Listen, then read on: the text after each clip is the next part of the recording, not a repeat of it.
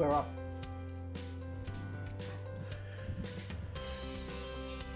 Good morning. It is 6:11. It is Thursday, December 5th, 2019. It is 33 degrees, at least last we checked. Overcast skies. No chance of rain, they tell us. At least that's what they're telling us right now. Welcome to Mornings with Bob Marrone. I am Bob Marrone along with Chris Conway this morning. You're listening to Radio Westchester, the radio station at the train station. Let's take a look at the headlines. Here in New Rochelle, another teacher is reassigned. Clearly, we have a new sheriff in town over at the school district. The new owners of the College of New Rochelle discuss plans for the former campus. Meanwhile, 2 new lawsuits allege sexual abuse by a late Middletown priest. In Scarsdale, a coach was grooming sex victims at the schools, according to a new lawsuit. A fire ravages Monsey home managed by a leader of an anti-Zionist group.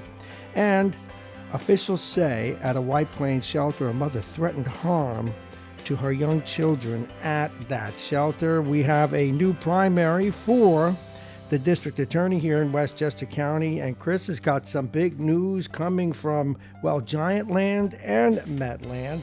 But first, let's go to Chris Conway and check out the weather situation. Good morning, Chris. Good morning, Bob. It is, as I pull up the weather here, 35 degrees here along the Sound Shore. Today, we gained 2. Go ahead. Today to be a mix of sun and clouds. Temperatures will be around 40 degrees. Tonight, partly cloudy, 28 degrees. Tomorrow, mostly cloudy, a mix of rain and snow. We don't know what that mix is yet, but the temperature will be 44 degrees. Saturday, sunny skies, highs only in the low 30s. Sunday, mostly cloudy, and a high will be 40 degrees. Weather is brought to you exclusively by United Hebrew of New Rochelle. It's voted one of America's best rehabilitation and senior care campuses. It's right here in New Rochelle. Visit uhgc.com. And I'm Chris Conway for Radio Westchester. Chris, we have a lot of news today, and we're going to get to those news stories right now. And then Chris will be back with the sports. And we have so much news, we'll share it, and you'll get a chance to hear all of it right here on Radio Westchester. Let's get to those stories. Chris, you won't get to this till after sports, but we have that much news today. And we start out here in New Rochelle. The New Rochelle School Superintendent, Dr. Laura Fejo, announced in a letter dated Monday, December 2nd, that she had reassigned business teacher Baran for unspecified reasons. This in Talk of the Sound yesterday. In the letter addressed to parents of students assigned to his business classes, Fejo said Grayson would be suspended from teaching for the foreseeable future. She is the third teacher reassigned by Fejo in the past 3 weeks. As you know, of course, the big one, the football coach, and yesterday we spoke with Bob Cox, and we may well hear from him again today. He's the editor of Talk of the Sound, that the coach may be in the midst of working out a separation agreement with the district. As we know more, so too will you. Meanwhile, also in New Rochelle, the new owners of the College of New Rochelle are opening up about their plans for the former campus. According to a story in News 12 last night, the trustees of the Masonic Hall and Asylum Fund won the property in a bankruptcy auction. They paid about $32 million for it. Officials say their plans include senior housing plus 2 other components. There are also plans for a wellness facility. New Rochelle city officials say how the new owners plan to use the property is reasonable, but it would require zoning changes. And the new owners are committed, they say, to being good neighbors. There is no word on when they will officially take over the property. And 2 more people have filed lawsuits in which they claim a now deceased Orange County priest sexually abused them when they were children. Father George Boxelar was the family priest at Holy Cross Catholic Church in Middletown. But now, decades after his death, he faces multiple lawsuits by former altar boys. So the interesting thing about this suit is if a person's dead and they can't defend themselves, will they be suing the district? Will they be suing priests for covering it up or other members of administration? That does remain to be seen. And sadly, while we're on the topic of abuse of children, this out of Lohud this morning, a former coach is accused of using more than one school in Westchester County to groom young boys for sexual abuse. This according to a court filing. Edward Ted Gaynor is accused of abusing an unnamed plaintiff while teaching at the Church of St. Bernard's Grammar School in White Plains in the early 1960s. Gaynor, a youth sports coach, used his position to foster trust with the young plaintiff, then got him alone in the office, molesting him. Again, that is according to the allegation in the lawsuit. St. Bernard closed its grammar school in 1977. Fire that shot flames through the roof left a two-family house uninhabitable Wednesday as dozens of firefighters maneuvered among boxes and other hoarded items to battle the blaze on Old Nyack Turnpike in Ramapo. The house is owned by a yeshiva and managed by a leader of the anti-Zionist Naturti Karta group, an ultra-Orthodox group that opposes the state of Israel until the Messiah comes. Monsey Fire Chief Andrew Shizzle said their anti-Israel pamphlets and flyers were on the floor of the house. One man was sleeping inside the house at the time of the fire, but he was not injured. So, and this was an anti-Zionist group, but an anti-Zionist group otherwise within the community, so or within the Orthodox community. So this may well be.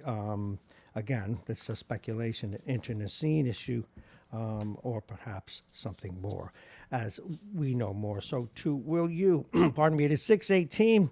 Officials say a mother threatened to hurt her children at a White Plains shelter. This happened on Tuesday night and reported in News 12 last night. County police say the threats were made at the Coachman family shelter. A resident tells News 12, who gave us the story, that the woman threatened to drown her children, but that has not been confirmed by police. Residents, though, in the facility say incidents like this have happened before and that there needs to be more security. And we heard this yesterday from one of our guests, confirmed last night, reported in Lohud and News 12. MSNBC Eagle analyst Mimi Rocha will announce she's running for Westchester County District Attorney today, looking to unseat incumbent Anthony Scarpino in the 2020 Democratic primary. Rocha, a 49-year-old Scarsdale resident, said she decided to get involved because of, quote, the hateful policies, unquote, and attacks on the rule of law by President Donald Trump and U.S. Attorney William Barr. Rocha, who served as Assistant U.S. Attorney in the Southern District of New York back in 2001 through 18, said federal policies are having a direct effect on the state and local level today. Again, we thank Lohud for that. We turn our attention to Harrison now, where finally they have a new police chief, and this one on this side of bars, I'm here to say, Chris, for the fourth time in as many years, Harrison has a new police chief. Town board members appointed one John Vasta, a 22 veteran of the Harrison Police Department, to the top cop spot on November 26th after he served an interim role for almost 2 months. He'll earn $210,000 this year, and if the 2020 preliminary budget is approved, he'll get a $1,709 raise. Good for him. A police chief does a tough job. That's one half of the local news. We'll be back a little later with more news, but we want to go to sports now. And to do that, we go back to Chris Conway. Chris, what's happening in the world of sports? Well, we'll start with the scores last night. Just one local in action. The Brooklyn Nets defeated the Atlanta Hawks 130-118. Bird killers. And locally, the Iona Gales lost in Yukon 80-62. Long trip up there, boy. Tonight, the Rangers are in Columbus. Vegas is on Long Island to take on the Islanders, and the Denver Nuggets are at Madison Square Garden to take on the Knicks. And a couple of Mets stories, sort of related. Zach Wheeler, one of the Mets starting pitchers last year, signed a 5-year, $118 million contract with who? The division rival Philadelphia Phillies. No kidding. Yep. He doesn't even need to move if he doesn't want to, if he lives in New Jersey. That's actually one of the reasons why he stayed. Is that what he said? Apparently, his wife is from New Jersey, and she wanted to stay on the East Coast. They actually the Wheelers turned down more money from the Chicago White Sox. How much did he get? 5 years? How much? $118 million. Me a bag of shells. Yes, that's all. That's pocket change. We ripped through that to run to get drinks at the I was train here late station. paying our bills last night. I could use some of that money. Go ahead.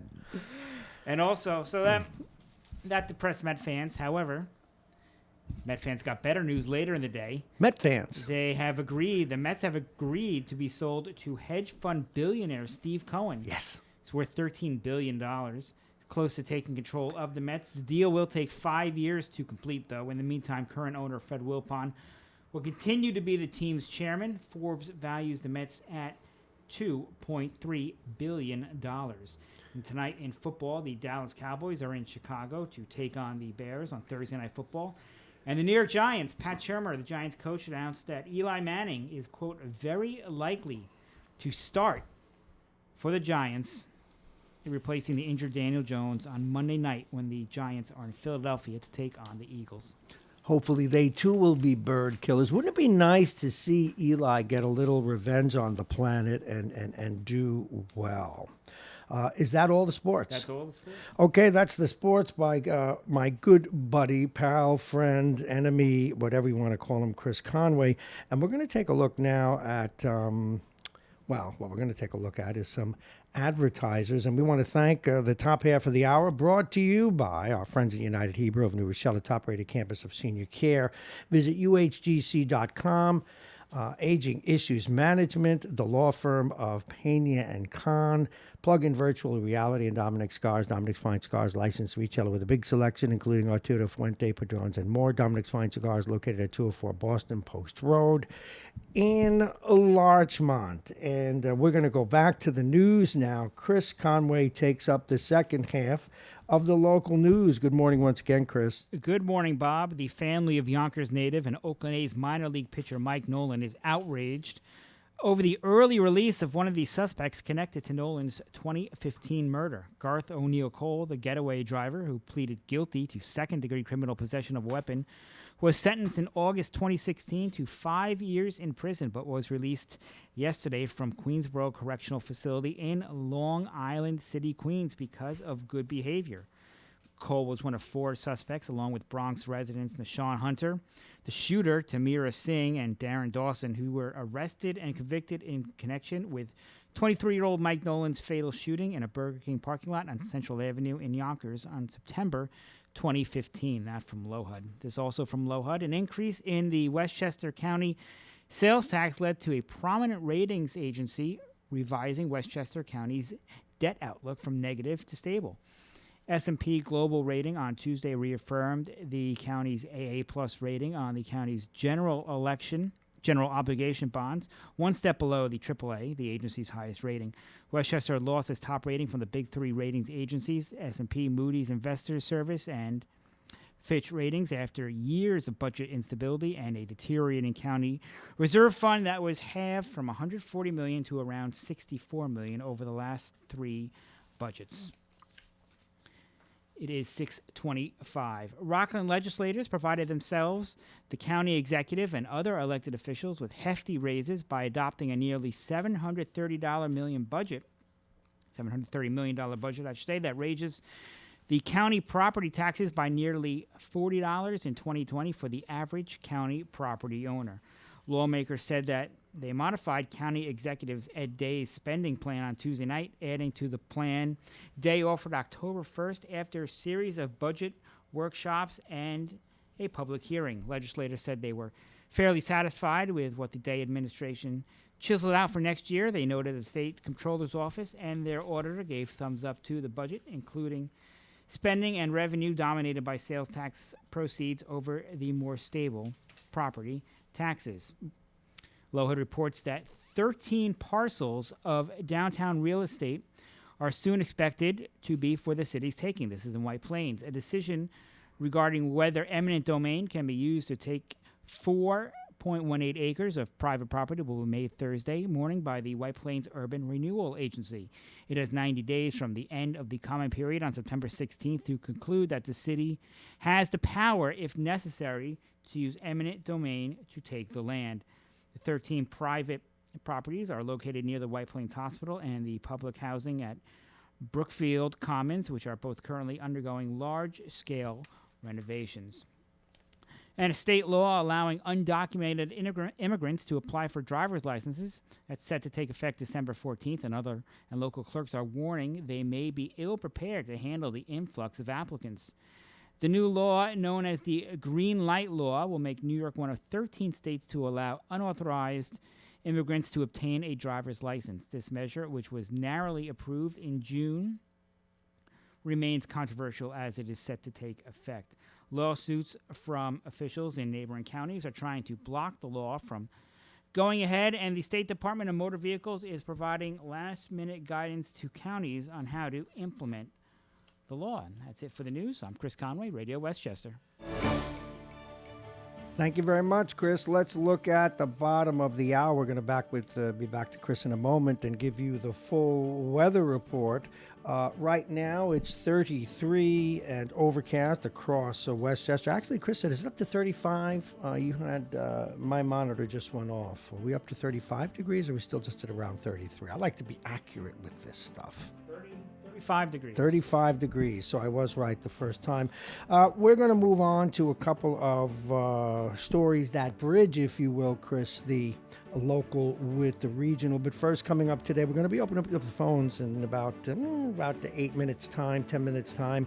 We have a number of regional stories and national stories to get to, and then some brain teasers. Today, we will have in-house John Bailey. A lot of stories coming out of White Plains, and you heard them from Chris. John Bailey's our man in White Plains, whiteplainscitizen.net, White Plains Week TV show. Andy Spano joins us today. So too does the former mayor of Mount Vernon. He, of course, Richard Thomas. We follow up on stories. We don't just say, well, goodbye, move on. That's not how we roll. Let's take a look, though, as we enter the bottom of the hour, some regional stories. Always tax issues, Chris. People love tax issues, but they won't love this one. Get ready to cough it up, New York. Assembly Speaker Carl Heastie said Tuesday the only way to combat the state's mammoth $6.1 billion budget is to raise taxes. He says it's going to be, quote, a tough budget year unless money's going to fall from the sky. He's the Assembly leader, as you know. The State Division of Budget released its mid-year report last month, weeks after it legally mandated due date detailing the $6.1 billion gap. Now, Heastie didn't give details on how much he thought taxes should go up. He added he has yet to discuss the issue with Governor Cuomo and or State Senate Majority Leader Andrea Stewart-Cousins. But critics like Bill Hammond of the Empire Center for Public Policy claim New York's Medicaid deficit doesn't come from a shortage of revenue, but an excess of spending. And again, most of it is driven by Medicaid. And here in New York, we have rather odd Medicaid laws, as you know. And taking a look at Rikers. No, I'm sorry. I wanted to do something that gapped the two. This goes from New Rochelle to a broader story. We all know that the Brandon Steiner had a major sports memorabilia here in town for many, many years. Well, he's back in the news again. Sports guru Brandon Steiner, who lost control of the eponymous collectibles company this summer, is back in the game. The 60-year-old entrepreneur and founder of Steiner Sports Memorabilia, which famously inked a deal with the Yankees in 2009 to sell fixtures from the old stadium, plans to launch, quote, collectibleexchange.com this week. He told the New York Post, who gave us the story, the new site will offer many of the same collectibles for which Steiner became famous in his 32 years running Steiner Sports, but it will operate more like an online auction house. So Steiner is back in the game and back in the news. And this is a tough one, Chris. And somewhat of a reminder of what happened with Epstein a month or so ago. This is at Rikers. A teen hung himself now, and they didn't catch this either. He's not dead. 4 Rikers Island guards have been suspended for allegedly waiting several minutes, and they knew he was doing it to cut down a teenage inmate who had attempted suicide by hanging himself in his cell. The guards, 3 correction officers and a captain, are accused of an accident during the near-fatal incident involving an 18-year-old. The captain witnessed the incident on a surveillance screen that all guards are expected to monitor, and finally went to the inmate's cell. Finally is the word used here in the article by the Post, to cut him down. The youth, identified by the New York Times as Nicholas Feliciano, was brought to the Elmhurst Hospital prison ward in critical condition, put on a respirator, and placed in a medically induced coma. And the claims are extremely troubling. Evidently, he'd been in an altercation. He got put in this special cell. They saw him begin to hang himself and waited to cut him down. You know, that's what happens when you objectify people, I suspect. What was he, just, another inmate. Yeah. I got to sneeze. You didn't hear that because I was quick-handed. I turned off everything. Okay. For those of you who are watching we want you to continue to watch because this isn't television. It's YouTube and it's Facebook and it's Instagram. And I didn't even give that out. Where to find us? And Periscope. What's that? And Periscope. Periscope. Whoop. Okay, remember, you can listen live on RadioWestchester.com, but we also urge you to go to MyTuner Radio, where our app is handy. You press the button, boom, we're on your phone. You can listen in the space station. You can put it on your car. You could listen while you're still lying in bed this morning. Don't snuggle to Mr. or Mrs. Just listen to us. Why snuggle when you could? What? Yeah, why? Why would you want to do that? No idea. All righty, the average, and the reason I was leading up to this story, a very bad setup actually, but the average person will spend more, get this, Chris, think about your own life wasting away. The average person will spend more than 78,000 hours in front of the television over their lifetime. This, according to a new study. Viewers watch an average of 3,600 movies and 31,000 episodes of television. The study, which was commissioned by the LG Electronics Survey, 2,000 British adults about their viewing habits in 2000. That's interesting. But I guess it sort of makes sense. Now, we're going to go to some of the national news, but first, we go back to Chris with an update on the weather. It is 6:33. Chris, you're on the air because I care. It's 35 degrees here in New Rochelle. Today, a mix of sun and clouds. Temperatures will be around 40 degrees. It'll warm up a little bit. Tonight, partly cloudy, down to 28. Tomorrow, mostly cloudy, a mix of rain and snow in the forecast. Temperature will be 44 degrees. Saturday, sunny but cold with highs only in the low 30s. Sunday, mostly cloudy with the high around 40 degrees. Weather is brought to you exclusively by United Hebrew of New Rochelle. Voted one of America's best rehabilitation and senior care campuses. It's right here in New Rochelle. Visit uhgc.com. And I'm Chris Conway for Radio Westchester. Thank you very much, Chris, as we move through 6:34 and we go to the bottom of the hour, which is supported by Plug-in Virtual Reality, the law firm of Payne & Kahn, Aging Issues Management, Dominic Cigars, and the United Hebrew of New Rochelle, a top-rated campus of senior care. Visit uhgc.com. And let's take a look at some of the national news. Obviously, yesterday, and we will recap the Judiciary Committee information in just a moment. But this came out officially yesterday. Now, there are two legs to this stool. It's a two-legged stool, so let's get rocking. Washington Post reported, and we kind of knew this was coming. It was unofficial. Attorney General William Barr handpicked a prosecutor to look at the evidence in the Russia probe. As you know, they were investigating the investigators. Well, he chosen by Barr to look into the campaign, said he cannot provide evidence to the Justice Department Inspector General in support of a theory that the case was a setup, a witch hunt, a hoax. And they're saying it was not a hoax. It is not a witch hunt. This out of Barr's own office. Justice Department Inspector General Michael Horowitz contacted multiple U.S. intelligence agencies and Connecticut federal prosecutor John Durham, who Barr appointed to lead a separate review of the 2016 investigation into potential coordination between the Trump campaign and Russia, to ask whether a Maltese professor who communicated with the Trump campaign staffer was actually a U.S. intelligence asset, blah, blah, blah, blah. Anyway, the bottom line from Horowitz, and it's actually officially going to be released next Monday, is that there was no witch hunt. It wasn't a hoax. It was a real investigation. Now, again, that doesn't mean you should infer that that has to do with whether or not the Russians hacked our election and whether or not it was appropriate for them to look at some of the members of the Trump campaign that they looked at. But it is not and we really need to emphasize this so we keep people sane. It doesn't mean that the president did anything wrong or unlawful. The only thing he did that I didn't like is say it didn't happen. So let us move on. Yesterday, a recap for you of first day of the House Judiciary Committee. First of all, the House Judiciary Committee held its first hearing yesterday on whether President Donald Trump should be impeached. Democrats have accused Trump of improperly trying to pressure Ukraine to investigate his political rivals. And Trump has said he did nothing wrong and has derided the impeachment as a hoax, which, as you know, is his go-to term. There are Republicans who feel, I think the most reasonable aspect of what they have to say is that it's moving too quickly and that more needs to be looked at. Meanwhile, the Democrats are saying there's enough information they believe to impeach, draw up articles of impeachment, and some are insisting to remove the president now. Next week, a date has been set, no date set yet, but staff counsel from both the Republican and Democrats for the House Intelligence Committee will testify before the House Judiciary Committee to present the committee's findings. And again, Nadler says Trump has met the threshold for impeachment.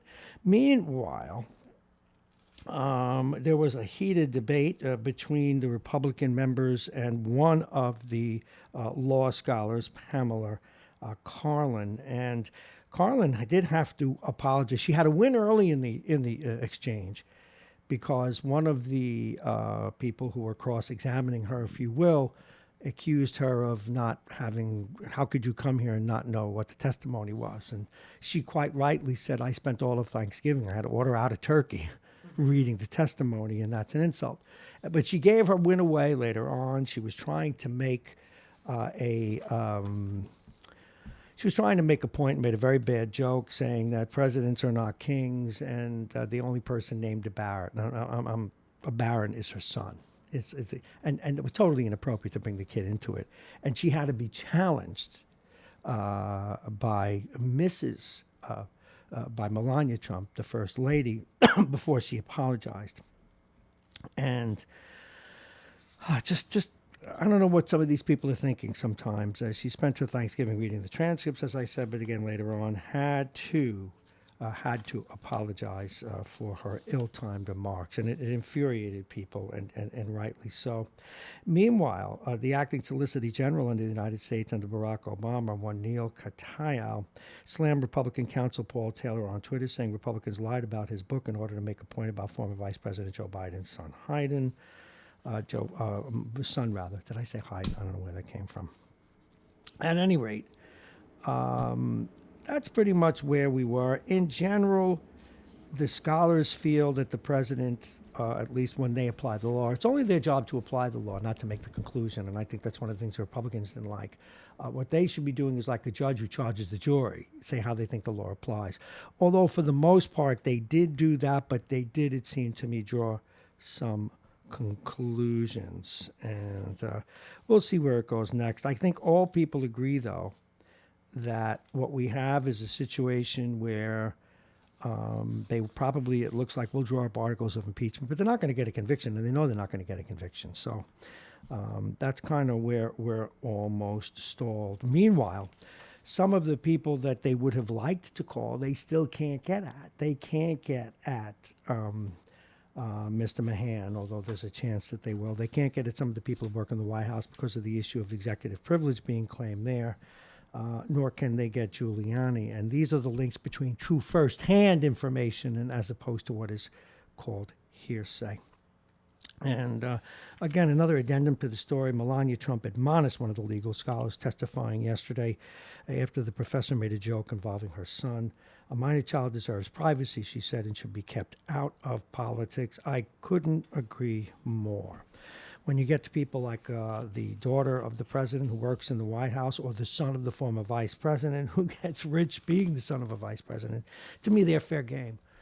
First ladies are not, in my view, unless they get involved in politics. Hillary did, so she deserved what at least, I don't know that she deserved everything everybody did to her, but she certainly deserved to be put under a microscope. Please excuse me. Well, another story. As we move on from politics, and we'll open up the phones in a few minutes for you. Our phones are all fixed. In fact, we have one coming in right now, and we will get to that call in a minute. Did you give to a charity last year, Chris? Your money may not have ended up where you thought it did.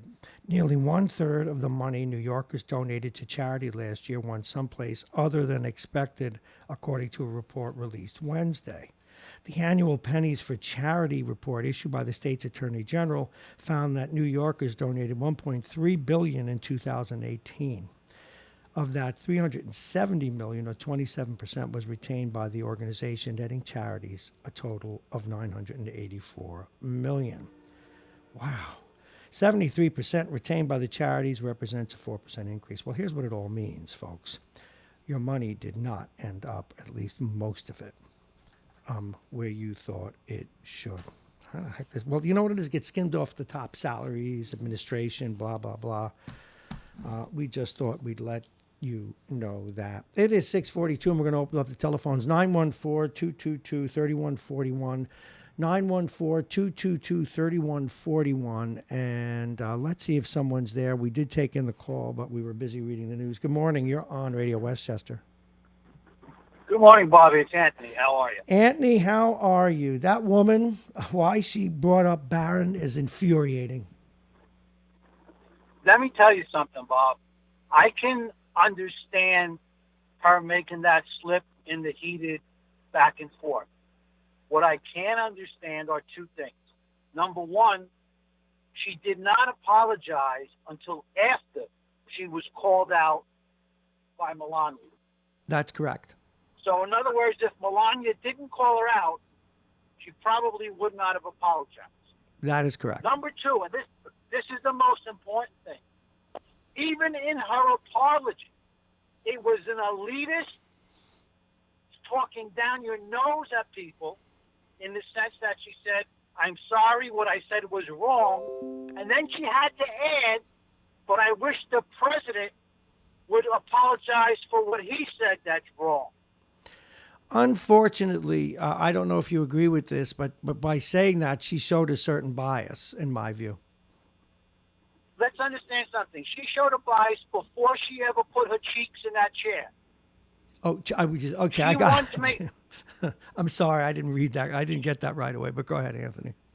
She made a comment prior to this, okay, that she was walking down the street and crossed the street to avoid going directly past the Trump building.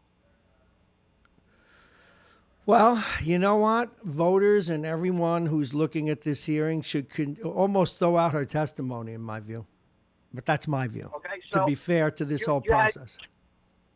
You had two of the Democrat congressional specialists, constitutional specialists, who were elitists in the sense that they were lecturing the committee, telling them what they should do as opposed to what the Constitution says and what they believe. Okay? You had the third one, who was basically a bobblehead that said, I agree with the other two. A bobblehead.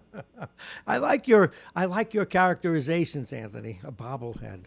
Okay. And then you had the Republican constitutional lawyer, who, opinion is opinion, okay? But he was a everyday, average Joe talking constitutional expert. He put it in plain, simple terms that the people, the general public watching, could understand, whether they agreed or disagreed with his point of view. Are you still there? Yeah, I'm here. Oh, okay. Yeah, I was hoping it would be more like a charge to the jury.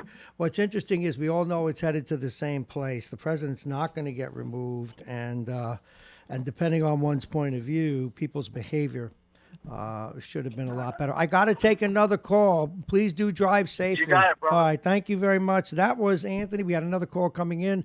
The phones are open. 914. What did you think of the hearings? How did you interpret the hearings? All of this posturing. And again, one of the things that troubles this, if you will, fan of politics, Chris, is every single one, right, left, middle, every elected official gives a speech before they ask their questions. Oh, my God, I'm so sick of that. I just wish they get on with it. And that includes Democrats and Republicans. We know that the Democrats are going to try and make the president guilty now, and the Republicans are going to try and say this is a nothing burger. And it's so difficult to weed through the bottom line. 222-3141. I know we had a caller. We may even try and reach out to them. In fact, we're going to do that now just to make sure our phones are working very well. We love it when callers call in. 914-222-3141. 914-222-31. Good morning. Good morning. How are you, Thomas? Oh, I'm wonderful. How are you? We're doing okay. First of all, my condolences. Your team actually won a game and lost a game and were victims of a hit. The guy should have been suspended. But welcome to the program. What's on your mind? Thanks for asking. I was never more annoyed than I was watching the shenanigans up there in Washington, D.C., or is it down there in Washington? Yeah, down. We'll say down because that is a down place to be. These politicians are absolutely off the chart, insane, nasty, more so one side than the other. I mean, they go back and forth. You know. Yeah, it depends depends on whose ox is being gored that day, but I understand. Yeah, I'm pretty much fair-minded down the middle, wouldn't you say? Yes, generally. I mean, you have it, as I do. We all have our little biases, but yeah, you work hard to be fair. Yes. That Pamela Carlin.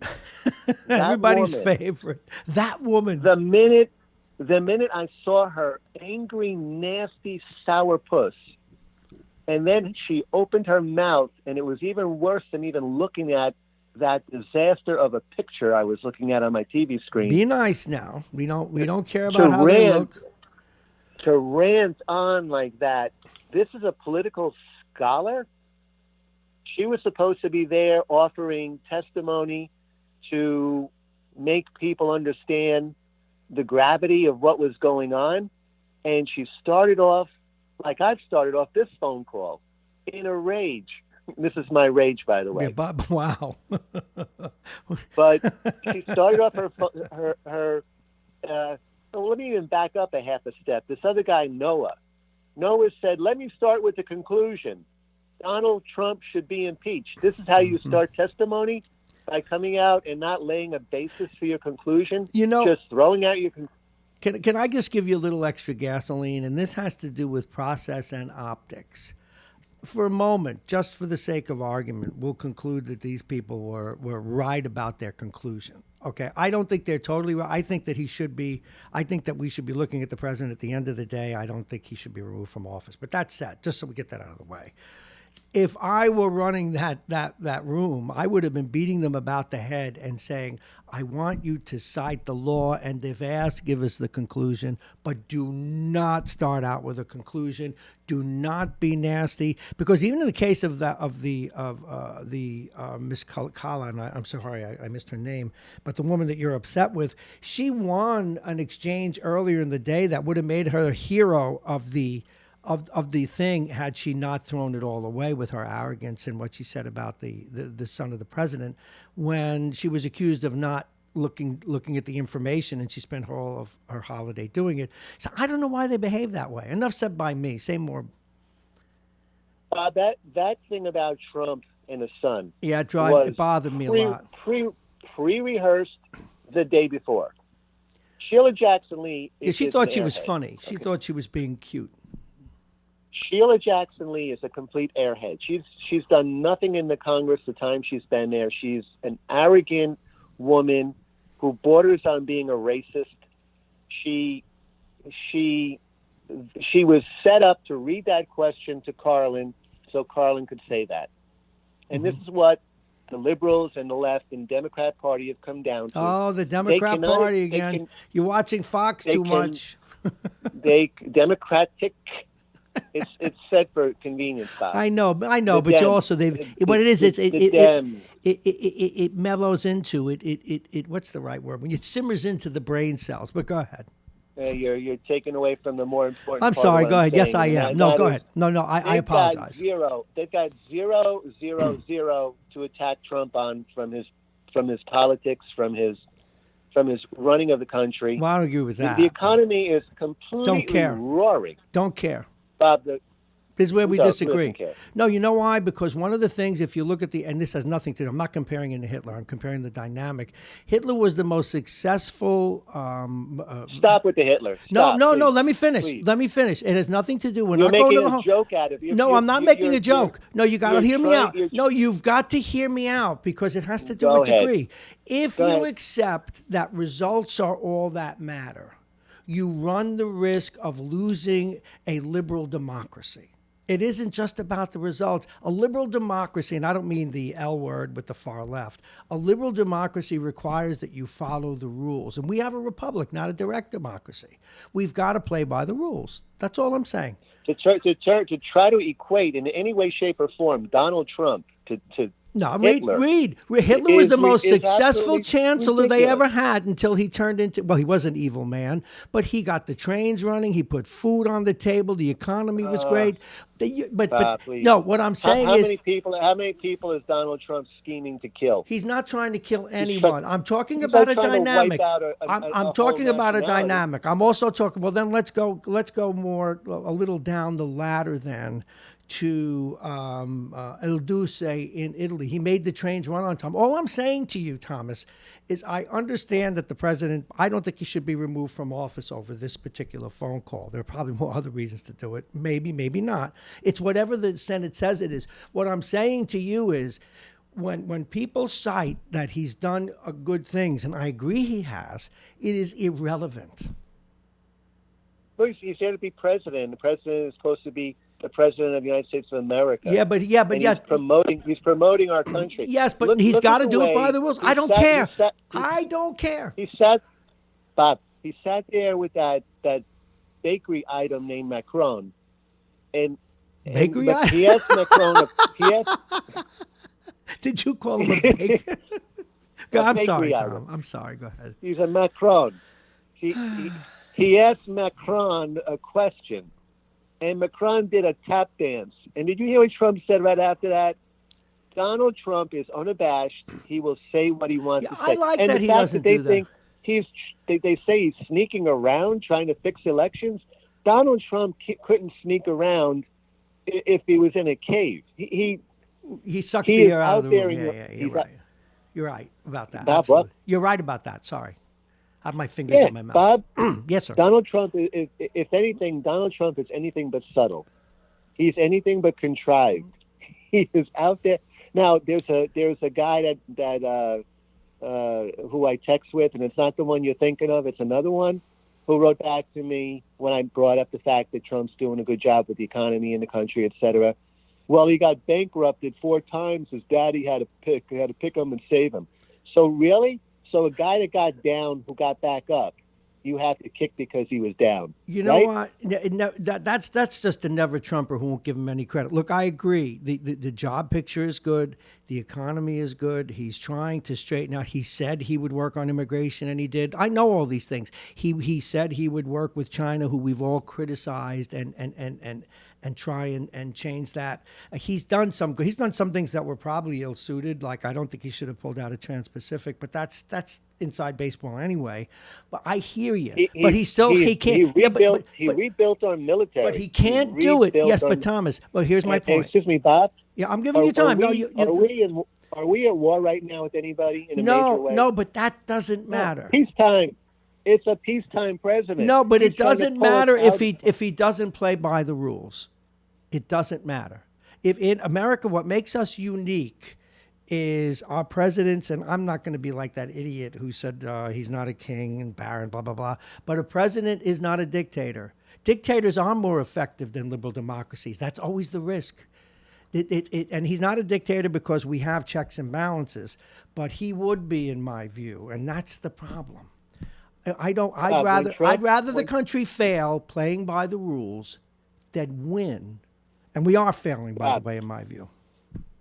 First time I ever spoke to you was in June of 2015. Jeez, he keeps records. There were 17 guys running, women, people running. Yes, sir. For the Republican nomination for president. Yes, sir. Trump was among the last ones I would consider I would ever vote for at that point in time. Yes, I remember. I was really a Ted Cruz guy. Okay. Well, we're going to talk about that on Rubio, another day. Go ahead. I'm sorry. But I was a Ted Cruz guy. So Trump got the nomination, and I decided that since he was running against Hillary Clinton, who I would never vote I understand. for, ever, I would vote for Barack Obama before Hillary Heaven Clinton. forbid. Go ahead. Okay. So therefore, Trump became my president. Mm-hmm. He is the guy. And there's been nothing that he's done other than the way he talks to people, right? And the things he says. But look, you got this guy running on the other side named Biden, who, what was the thing he was talking about? Kids looking up his leg and sitting on his lap. And the guy is absolutely, he's mentally off the chart. You know what? We all pick at those things on Trump and his girl stuff, which I never bring up, by the way. And I don't think that. I think Mr. Biden, Vice President Biden, is relatively harmless. My concern is that he is harmless, that he's lost his mojo. See, here's my issue with Trump, and I know we've gone round and round about this, and I don't want to make it onerous for people because I respect your opinions a lot, and I know that he's done good things. And I know that he had exactly what he's been challenging is, and I always use the immigration issue, is the Democrats and the Republicans haven't solved it for 40 years, and they have no intentions of really solving it. And he's trying to, even if it may seem heavy-handed. I get all that. I just want him to understand that there are checks and balances. Like every Democrat's not the devil. Every judge who disagree with him is not the devil. The CIA is not plotting to get him. He's got to play by the rules. That's all I ever say. That's all. Yeah, back to yesterday, there are 4 legal scholars, right? 3 of them are in attack mode against the president. The 4th guy didn't even vote for the president and is probably right straight down the middle. And he was the only one in the room that made any sense. Well, you know what, though? I not that I dismiss them because all 4 are kind of scholars. Whenever you have partisan groups, whomever that party gives you, you have to look at with a jaundiced eye. It's like going in the courtroom. You can always find a doctor or a lawyer to agree with your point of view on either side. You know. Now, there's still no evidence. No evidence. Oh, well, that I don't agree with.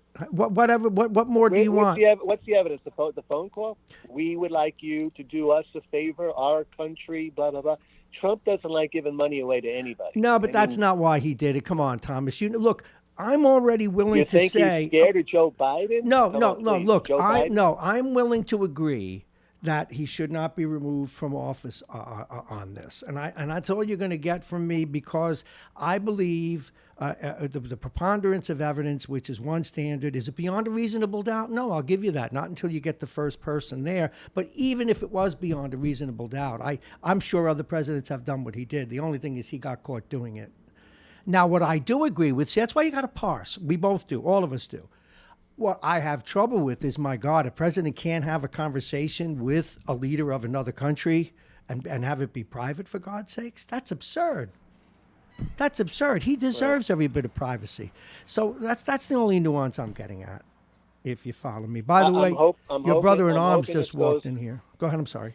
I'm hoping this gets into the Senate, and I'm hoping they start to call in, people to testify by the name of Hunter Biden, Joseph Biden. Yeah, but what are they going to do? They're going to find out that Hunter Biden's a skell, that he took money, but it's a separate issue. See, we're arguing about people we like or don't like. Just a second, I don't go in on a caller. That's a pure case of a quid pro quo.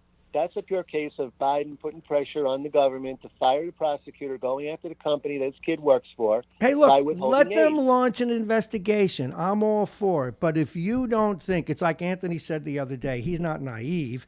Of course there was a quid pro quo. So what? I actually go back to what the other guy said. So what? But I think what happens is the people that defend the president don't even want to go there because then maybe they don't even like that he did it. But how did the money get released? The money finally got released after the cat started to get out of the bag. Come on. I mean, we're not going to give you the money unless blah, blah, blah, blah. Yeah. Okay? Well, we didn't get blah, blah, blah, blah. We gave you the money. Well, because there was no blah, blah, blah. But imagine anybody turning on the radio now listening to this. Hey, why don't we do this? Hey, blah, blah, blah. Blah, blah. Now it's gotten interesting. Blah, blah, blah, blah, blah. Hey, do you know who walked in? I never ever blindside a caller. I don't believe in doing that. So it's your call. But Anthony just walked in. Do you want to say hello to him? Yeah, absolutely. Okay, hold on. I always have to do that as a courtesy. Good morning, Anthony. He yelled at us from the car, and now he's in person. It's good to see you. Welcome to the studio, sir. What's on your mind? Talk to. I came to yell at you. You talk about Biden is not apropos. It certainly is, because that would prove that there was corruption in the Ukraine, number one. And number two, your bias. There is corruption in the Ukraine. But do the Democrats want to admit that? Of course they have. Of course they have. They have. So That then there's lots of corruption in the Ukraine. Then why won't they let the No, investigation let of me Burisma go forward? But do you believe in your heart of hearts there was no quid pro quo? Absolutely not. You don't believe it? No, I don't believe it because. Do you think all these people made up those stories? What stories, Bob? He asked for. What did he ask for? Did he ask for them to go after Biden, or did he ask for an investigation? What did he ask for? Well, now I'm not naive. I understand the investigation would probably reveal that Biden was involved in corruption, and it would help him politically in 2020. Yes, I'm not naive. But in your comments coming down, and I understand you had to go to another call, so I'm not going to accuse you of cutting me off. No, I couldn't finish. Okay, finish now. You talk about the witnesses that can't be called like Giuliani and those people. How about the witnesses that can't be called like Schiff, who absolutely perjured himself and said he doesn't know who the whistleblower is? Even if he did, see what I keep going back to. No, you want to talk about process. Well, guess what? If the apple from the tree is rotten, then everything gotten from the tree goes out. That's not the way it works with whistleblowers. The law works. That's not the way it works with whistleblowers. The fruit. It's explicit. It's explicit. It is about the fruit. It doesn't matter what the motivation I'm not is. exposed. You're missing my point. Schiff said he didn't know the identity of the lied. whistle. I think he lied. Okay, so he perjured himself. Doesn't matter. What matters here. It doesn't matter when Schiff perjures himself. You know what? Only if the president. No, you know what does. you do? Then you bring in Schiff and you get him censored, or you do what you do. But you see, all of this again, though, it obfuscates the original thing. Did or did not the president do it? You and I come from a neighborhood where you say, "Did you take care of that thing?" That's right. It's the same thing as the president saying, "Did you do the investigation?" You're right. You're right. You actually said that. I understand that. He asked for an investigation. That's what he asked for. And let's understand something. Why does someone say, did you do this or did you do that? Because they know what they're saying. It's done intentionally. Okay? And the Democrats do the same. Everybody does. What would you suppose we got Giuliani? So that's the reason it doesn't rise to something of impeachment. Well, I don't think he should be removed. When Barack Obama Again, we're talking about Barack Obama. Why don't we talk about George Washington? Why not? Because right now, this is the president. He's the guy here's my point. If you get Giuliani up, and I don't know what you'd say. Then why'd you talk about Hitler? How would you defend? Then why'd you talk about Hitler? If I can't talk about Barack here's Obama. why. Because I'm talking about the dynamic of someone doing well. You and everybody else, you could put that in different terms. You could say every dictator, the worst dictators in the world, got the trains to run on time. Yes. No, you had to take the extra step and use Hitler. Well, because I read that a lot. No, that's because you hate the president. I don't and you hate won't the president. You do. I don't. You hate what he does. You hate what I he do says. hate what he does. And you know what? So do I. But that doesn't change the fact that he's our president, Okay. and he deserves the respect that I gave Barack and Obama. He deserves the what's the right word I'm looking for? He deserves the benefit of the doubt. You know what amazes me, Anthony? But you bang him every day. So I do. Where is the benefit Yes, I of do. the It's doubt? one of the reasons I do the radio. But let me go to our friend from Pelham. Give him a chance to weigh in. See, here is my beef. And I think I'm one of those people who's not a never Trumper. I don't think he should be removed from office for this. I've said it many, many times. But and here's a question I need to ask you and Thomas. If Giuliani, one of these other people, finally testified and they say, yeah, we talked to the guy and said, the president's going to call you and he's going to ask for an investigation. We want stuff on Biden. Okay.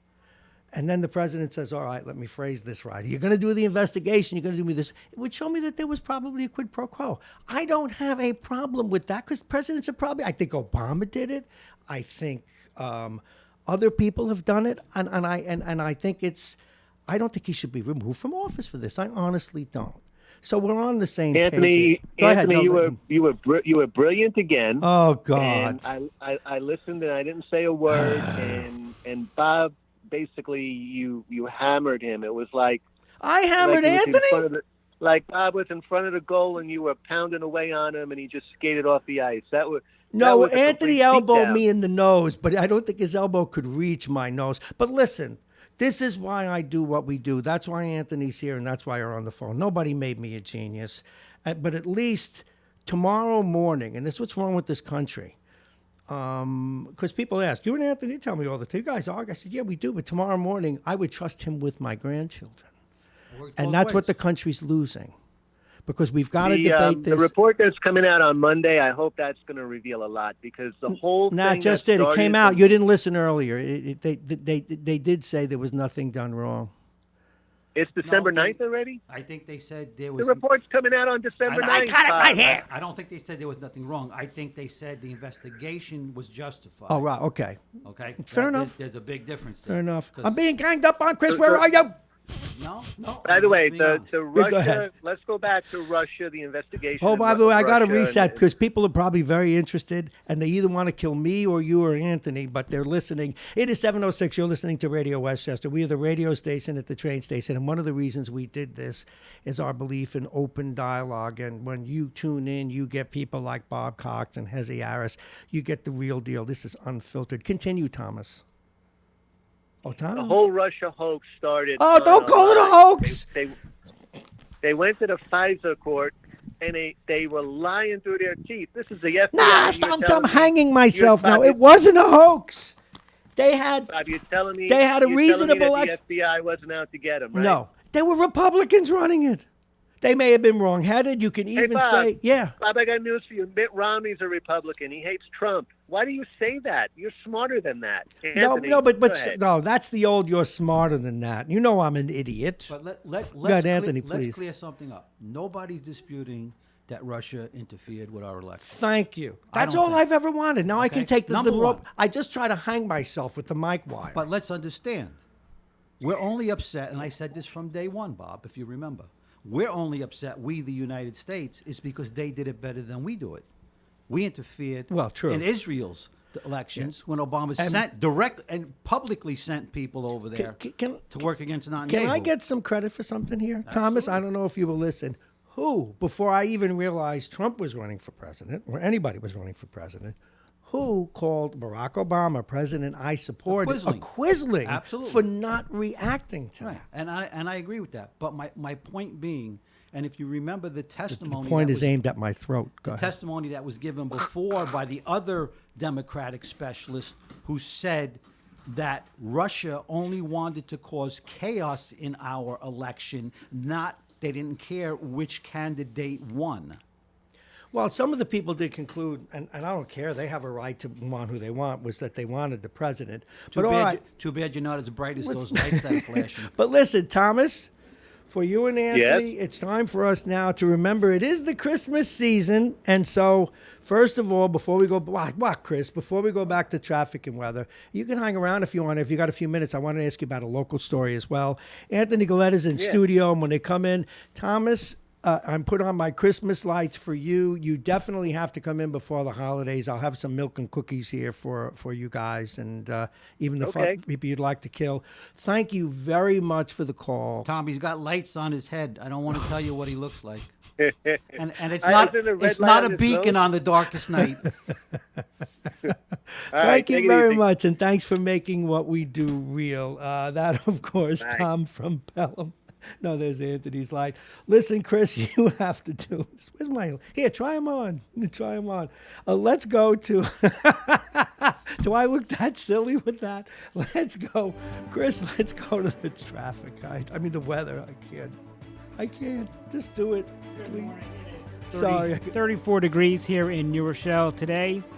It will be a mix of sun and clouds with temperatures reaching 40 degrees. Tonight, partly cloudy. Temps will fall down to below freezing, 28 degrees. Tomorrow, mostly cloudy, a mix of rain and snow coming.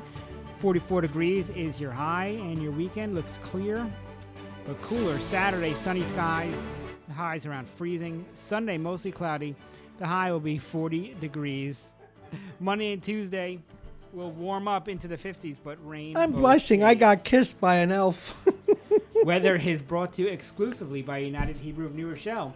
It's voted one of America's best rehabilitation and senior care campuses. It's right here in New Rochelle. Visit uhgc.com. And I'm Chris Conway. Apparently the only sane person left in this room for radio. I Westchester. don't think so anymore. We head to the owl. We head to the top. I snapped my own beak. Go ahead, say it, Anthony. It wasn't hard, was it? Go ahead. You want to get it off your chest, say it. It didn't have far to fall. No, I knew he was going to say that. Chris, thank you very much. As we head to the top of the hour, the top of the 7 o'clock hour, and we remind you, let's see who'll be coming in at 7:35, John Bailey. And there's so many stories coming out of White Plains today. The top of the hour, the 7 o'clock hour, is brought to you by the United Hebrew of New Rochelle, a top-rated campus of senior care. Visit uhdc.com. Aging Issues Management. They should be coming in to do a few shows. They got a whole bunch of shows planned soon.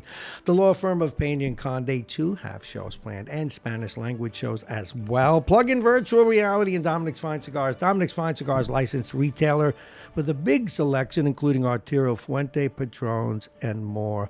Dominic's Fine Cigars, located at 204 Boston Post Road in Larchmont. And we head to the bottom of the hour. And Anthony, I asked you to, I know you have appointments and stuff, but we asked you to hang around. A couple of local stories I wanted to get your opinion on.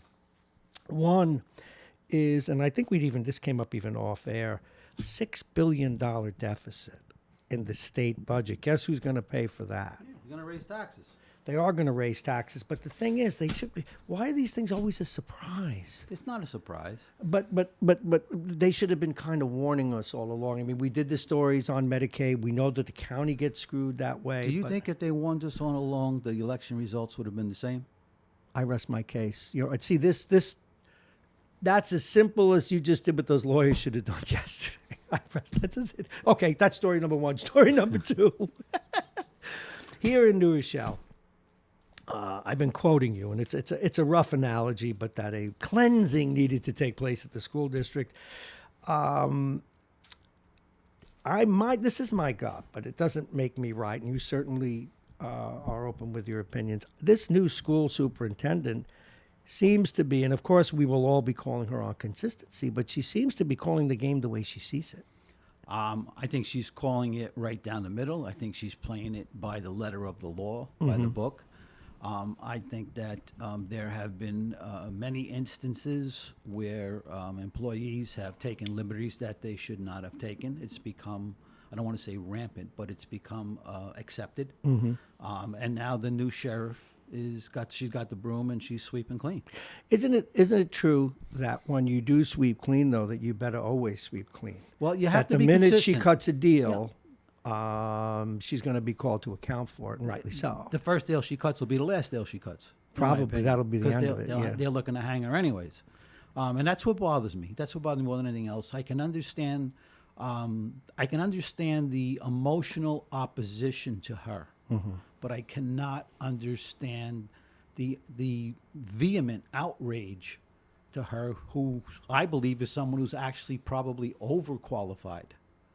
Yeah, actually, so do I. Although, you know what? It reminds me of that little bit of hypocrisy all of us have in us. Here I go on and on about the president, that it doesn't matter if he's good at what he does. It matters if he follows the rules.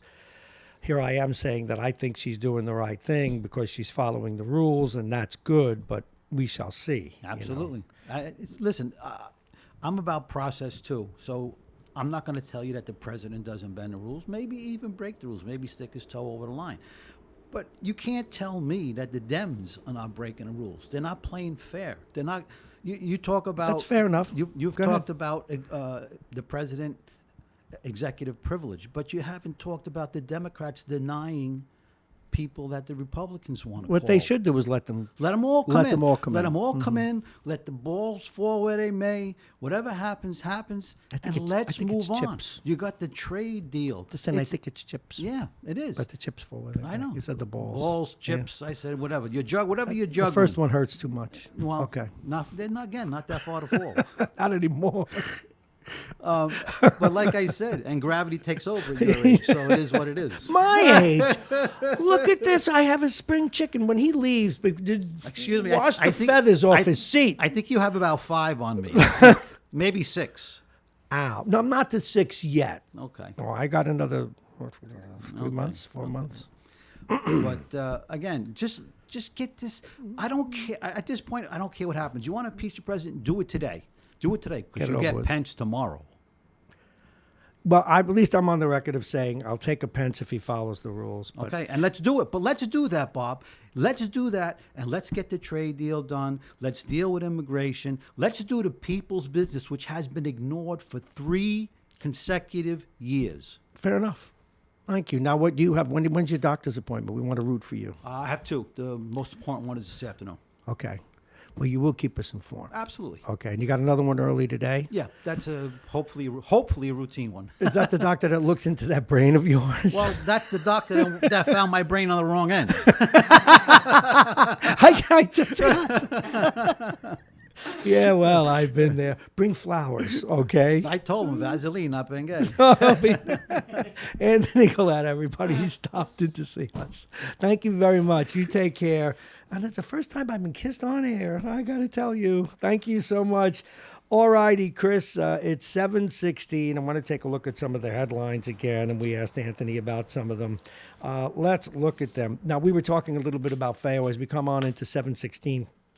And again, at 7:35, John Bailey will be with us. A lot of stories coming out of unusual for White Plains to be in the news so much, but they are.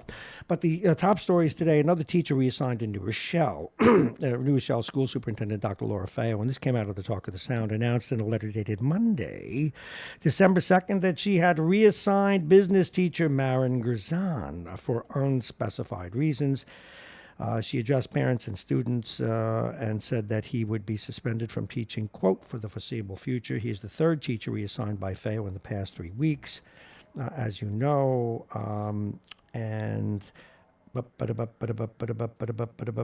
Okay. On November 14th, 2019, we were contacted by principal of Isaac E. Young Middle School, Tawanda Robinson, regarding a report from a 13-year-old who alleged that another teacher, Luzkowski, inappropriately touched her leg. So in this case, that does not apply to Mr. Grzan. But we don't know, again, why he has been suspended, but nonetheless, he has, as we look over this report. But 3 now reassigned. We go next in New Rochelle to the former College of New Rochelle. The new owners of the college are opening up about their plans for the former campus, according to a story in News 12. Now, the trustees are Freemasons, a centuries-old fraternal organization. The 115-year-old, nearly 16-acre college closed for good this past summer after years of financial struggles. It's currently being leased by Mercy College. Now, when they take over, they say they're going to turn it into an kind of educational organization, but senior housing, senior care, and a wellness facility. Those are the directions they're going in. Now, the city has noted that to make that happen, Chris, zoning changes will have to take place. So that's good, because when there is zoning, there's public input. And by the way, he just walked in, John Bailey, and he's actually dressed like a human being today. We'll find out why, instead of dressed in a clown outfit, as I guess his wife dressed him today. All right, 2 more people have filed lawsuits in which they claim a now deceased Orange County priest sexually abused them when they were children. Father George Boxelar was the family priest at Holy Cross Catholic Church in Middletown, but now, decades after his death, he faces multiple lawsuits by former altar boys. An interesting problem with this one, Chris, is that how does someone who's no longer here defend themselves? Do they sue the organization that allegedly protected this priest? There will be sticky wickets in some of these lawsuits. And another thing, just to be fair to the church, I mean, we hammer this issue pretty hard because at least my editorial position is, as it is now in Germany, or at least among the Catholic Church in Germany, the priests ought to be able to marry, that women ought to be able to have priests, and that they should seek, and you will forgive the metaphor, but it is intended, people who are, in terms of sexual mentality, are more normalized. I think that the church would benefit from that. And it doesn't discredit all of those who really want to be priests and do God's work so much that they're willing to be celibate. But generally, people, stated it's sensible to say that normal requirements bring about more normal people. A former coach is accused of using more than one school in Westchester to groom young boys for sexual abuse. Now, this person, not a member of any church. Edwin Ted Gaynor is accused of abusing an unnamed plaintiff while teaching at the Church of St. Bernard's in Scarsdale. Gaynor, this happened back in 1960, a youth sports coach, used his position to foster trust, then got him alone in his office. That is the allegation. Now, Just to be fair, in a broader sense, we used to have in another station one of the country's foremost experts on pedophilia, at least as it regards the law, a Supreme Court justice up in Connecticut. And I asked him a dumb question, which he answered intelligently. And I said, well, where are pedophiles? He said, you'll find them anywhere you find children. And it begins to make sense. But of course, there are always other variables. And one other thing, we're going to get to the White Plains stories in a moment. We're not going to cover them until we get to our man about White Plains. But we have a challenge to a guy who seems like a pretty good DA anyway. So one wonders whenever this comes up, and this is a little bit of editorial, just raising a question prior to a news story, is what is the motivation? MSNBC Eagle analyst Mimi Rocha will announce she's running for Westchester County DA today, looking to unseat incumbent Anthony Scarpino, this in Lohug and this in the 2020 Democratic primary. Rocha, a 49-year-old Scarsdale resident, said she decided to get involved because of the hateful policies and attacks on the rule of law by President Donald Trump and U.S. Attorney William Barr. She says, I've said this on TV, and I'll probably say it again many times. We have a criminal in the White House right now. We have a corrupt head of the Department of Justice. That may or may not be true, but I think the question is, well, what does that have to do with you becoming the district attorney and fighting crime here in where you have an able Democrat who, for a change, in my view, we finally have a district attorney who's not trying to grandstand and use it for another job or be someone else. And that is a dynamic that has led to corruption and the kinds of people such as Deneen Pirro, where she's more interested, or was more interested, and remains to be more interested in her career and making money and being special and being a narcissist than pursuing true justice. And every time it comes up, I'll bring up Jeff Deskovic. And if you don't, folks, think it's a bad thing to withhold evidence because you legally can, so that another human being can rot in jail while you preen about the county and you preen about television cameras to ruin another human being's life, much less God knows how many others. If you're not offended by that, I don't know what to tell you. So I'm not saying Mimi Rocha will be the same, but all we need is another high-profile DA to make it about her instead of about justice. And I'm going to throw up. It is 7:23. Chris, let's do the weather so I don't get crazy. It is 34 degrees here in New Rochelle. Today, it'll get up to about 40 degrees, a mix of sun and clouds in the forecast. Tonight, partly cloudy with temperatures dropping below 30 degrees. Tomorrow, Friday, it's mostly cloudy, a mix of rain and snow. Temperatures will be in the mid-40s. Saturday, sunny skies, but cold, only around freezing. Sunday, mostly cloudy.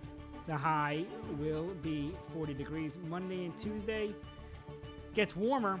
Rain in the forecast, though, both days. Temperatures for Monday and Tuesday will be in the 50s. Weather is brought to you exclusively by United Hebrew of New Rochelle. It's voted one of America's best rehabilitation and senior care campuses. It's right here in New Rochelle. Visit uhgc.com. I'm Chris Conway for Radio Westchester. Thank you very much, Chris. We have a visitor, of course, coming up in just a few minutes. We'll have an at-length interview with our good buddy from White Plains, Citizen.net. He is in the house. He's dressed in black and white, almost very formal. We will get to John Bailey, but look who came in to see us. Good morning, Bob. I have to correct you. Well, get out. Get over here. I have to correct you about College of New Rochelle. What I do? That zoning has already, the whole city has been changed. They don't have to have public comment anymore. No public comment, but they did say they need to have zoning changes. No, because in order for them to put the memory care unit up in Mill Road, the whole city has been changed. One family housing, which that area has, as well as two family. They could put in that type of business as long as there's 5 acres or more. Okay, I'm going to read a quote from the story, and I'm giving attribution to News 12, not blaming them because they're a good source generally, but it says here, it says here in the news copy, I love Lorraine, but you're going under the bus. It says there are plans for a wellness facility. New Rochelle city officials, it doesn't say who, say how the new owners plan to use the property is reasonable, but it would require zoning changes. Now, here's a quote. I got a quote from Chuck Stroh, from Chucky. Wow. The key for us, for the city, is to make sure that they engage the neighborhood as a very active neighborhood and to preserve the historic nature of several buildings on campus. The new owners say they plan to be good neighbors. Yes, I agree they should engage the neighborhood, but the city council voted this in. Maybe they don't remember doing it, and maybe Chuck doesn't remember them doing it, but they did. Look at this, all the hits. Look at that hat. Oh, my God. All right, never mind. What? 2 hats. Why are you wearing 2 hats, Jake? What's wrong? Oh, he's... So how are you? I'm fine. School board is getting crazier than ever. Isn't it amazing what's going on there? I'm still in Fejo's corner. I like that she plays by the rules. Yes, yeah, I know. It's refreshing. It's sad that it's resulted in what's happening. But see, that always happens. I've seen this. So you work in corporate America. You know that. A new boss comes in and deals with integrity. Integrity is a very difficult thing in an organization. I've said many times on this air, and I will continue to until I go to my grave, that if I had one weakness in corporate America, do you know what it was? Yeah. Sincerity. Well, that's a hard thing to find in people, right? No, but you get in trouble for it. You unless you give corporate or other political people the cynical reason they don't believe you. Right. Yes. But she's taking some really hard hits. The way they approach her, the way they talk about her, the names they call her at the meetings, it's really unnecessary. You know why? Because they've had the run of the place. They've been able to bend and skewer and twist the rules. They've been able to get the board to do what they want the board. When I say they, all the different interest groups get the board to do what they want to do. And it looks like, even though she's a liberal herself, that she has put finally a dam in this far, and yet she's been supported, fortunately, by a lot of people on the left. But nonetheless, she's put up a wall between this extreme far left, anything goes. You can get a 3 on a test, don't worry, we'll promote your idea. It looks like she's finally put a dam in that and maybe even saved our school system from being New York City-ized, which then you may as well flush it down the toilet and throw your property values away as well. Well, I'm disappointed in the fact that because of all the construction going on in the city, there are a number of schools that will be closed over the summer. So they're looking for places and how to get the children to different schools to have summer school and some of the city programs. This is what we should be concentrated on, because a lot of the minority kids use these programs, and how are we going to get them to Columbus or whatever? We really should be zeroing in on that right now. That's a solvable problem, it seems to me, whether it be buses, whether even, in fact, perhaps when the transition of the College of New Rochelle to the Masons, maybe there's some opportunity there. I don't know. I mean, we have to really discuss our transportation before anything. Buses are, you can always rent buses. There's a company in New Jersey that would rent buses to Chris Conway for his lunch pack. Well, I mean, I hope everybody starts thinking about this. Are you on your way to work right now? I am. Did your husband drop you off? Yes, and I'm leaving tomorrow for a business trip in Washington, D.C. Oh, you're going to have a ball. Why don't you go to the White House, see the Prez, see Melania? Yeah, maybe I'll see Melania. We can have lunch. Yeah, she's pretty good-looking woman. Tell her I said hi. All right, I will. I hope there's no one from the Secret Service listening. I know you have to catch your train. Thank you very much. You're welcome. Thank you. I'm sorry, sir, that I took your space. No, he's not on yet. He's not on for 4 minutes. We went by a clock. See, it says 7:35 right there. Clock? See, but Oh. yeah, see that clock right there? That says 7:29. His time says 7:35, but he's always on time. He's always early, and we got to him early. Because he comes from White Plains. He does come from White Plains. Yes, yeah. By the way, I'm going to have some fun with him. In fact, now that Jake came in, he knows what I'm talking about. We have finally found a place, and Lorraine Carl, thank you very much. You're welcome. for Thank coming you, in. Bob. We finally found a place that makes White Plains parking and directionally fun. There's a worse place. There is this wonderful new construct. Let me turn on your mic. In the Bronx, and Jake knows what I'm talking about.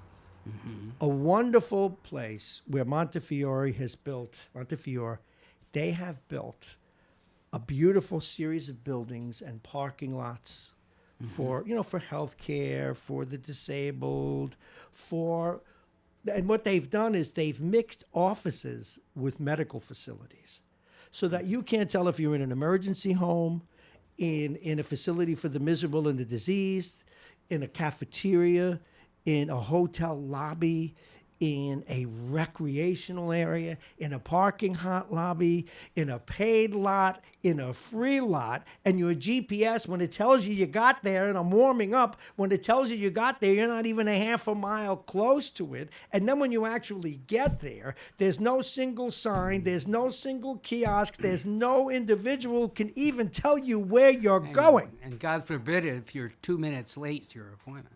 Oh, if you arrive late and you have a meeting in Montefiore You're with out of anyone, there. you're done. That's right. And then if you finally find a place to park, that's another 20 minutes. And then you find out that you got to pay in that lot because there was a lot that you didn't have to pay in, but you'd have to know where the lot is or know someone who knew where the You lot had a is. personal Or use a experience corn like teller this. or a Ouija board. Did you have a personal experience like this? No, I got this way because I read about it.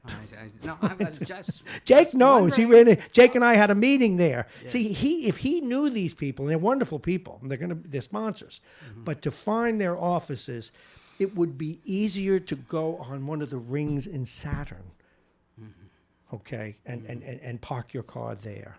And I have, as you know, for eons hated White Plains because once you park in White Plains, and then they have this thing. See, Chris, can I riff now, or am I riffing? They have these parking lots in White Plains that are so broad and so different that you go there and it says level 3, but depending on where you walk in, level three in one section of the lot is not the same as level 3 in the other section of the lot. And if you're on the ramp, you could be on 2, you could be on 4. You don't really know. Well, that's such is life in White Plains. Such New York, is life in USA. White Plains. Yeah. All right, what we're going to do, it is 7:32. Chris, we have to give some sports scores, and that is up to you. And once again, as we head into the bottom of the hour, we are supported by the United Hebrew of New Rochelle, top-rated campus of senior care. Visit uhdc.com. Aging Issues Management, the law firm of Pena & Khan. Plug in virtual reality. And don't forget, tomorrow, Dominic's Cigars, Fine Cigars, licensed retailer with a big selection, including Arturo Fuente, Padrones, and more.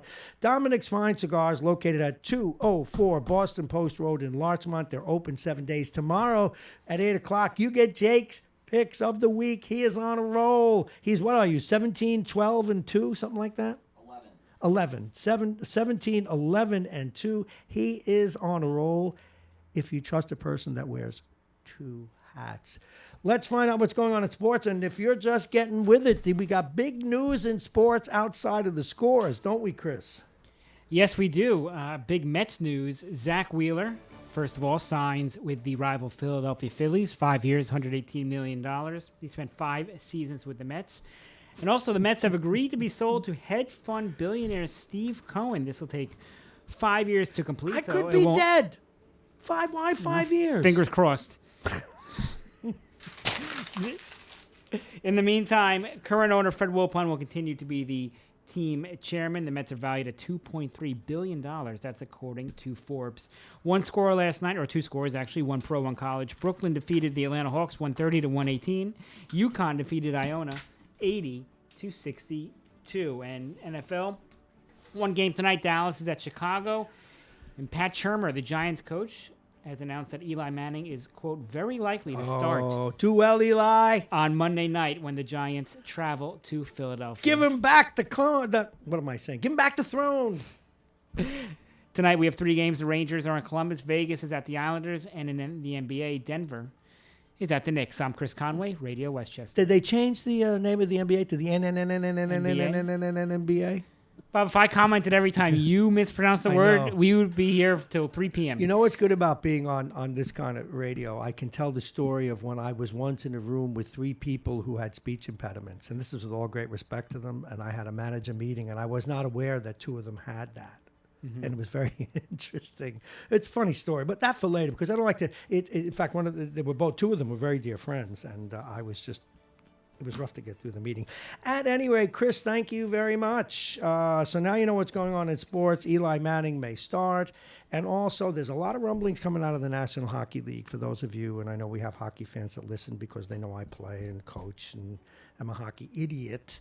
And it has to do with the way some coaches historically have treated players. And it hasn't been very good. And we're going to be getting to that a little later.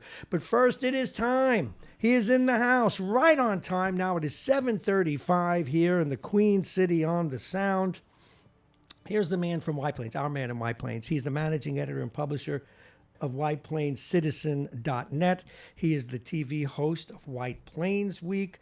Please welcome, without further ado, real friend of the program, John Bailey. Good morning, my friend. How are you? Good morning, Bob. It's good to see you. See, we have fun here and abuse one another. Yeah. See, Chris was able to read his sports while I was throwing pens at him, paper, debris.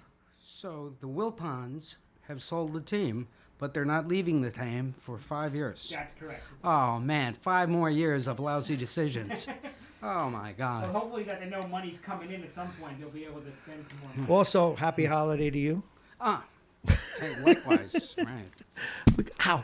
Yeah, This so thing. Ryan ow. is I in hit the my nose team. again, Chris. Go ahead. I'm sorry. All right. These are props, but I'm going to put it away. Yes, We've that's got very a nice. number of stories that came out of your city today. And where do I begin to tell the story of White Plains? Okay, you got them. Set to acquire 13 buildings. Yes, that's the first one. Yeah. All of a sudden, you guys are interested in development. Did somebody light a match in the cave that is City Hall? Well, this has only been a news story since August when they suddenly told the owners of these buildings along East Post Road, hey, we are considering your businesses for eminent domain to develop. Out of the blue. Is that a good thing for people to be part of eminent domain? Do I get more than my property's worth usually? Well, the city has to pay you for your property. No, I understand that. Yeah. Do I get more or less? Well, that's always a matter of negotiation. Excuse me a minute. Can I have one of the pens back that I threw at you? Oh, yes, you can. Did you say that? Come There's- on. I hope that got captured on Should film. be a goalie. On the fly. Jake, did you see? I caught it on the fly. He threw it at me and I just picked it up. Like one of the patients in the movie Awakenings. I just picked up. Anyway, continue. Yes, I'm sorry. This could be a radio This is contest. all coming apart. Beat Bob at pen throwing across the mic. You were impressed. Look at him. He's shocked. I got it. No big deal. I wish I was really the case. It was all instinct. That's because I'm used to people throwing stuff at me. My personal life's full of stuff being thrown at me. All right. So continue, please. Eminent domain. Do I get my money's worth? Well, good question. It depends on whether or not will you appreciate what the city is going to pay you for your property. Sometimes you do, sometimes you don't. Sometimes you do, sometimes you don't. So But that is going to take place this morning, a couple of hours from now. The Urban Renewal Agency is slated to take up and possibly approve this plan to acquire these 13 buildings. And that is the north side of East Post Road. It'll be the largest eminent domain urban renewal project in about 50 to 60 years.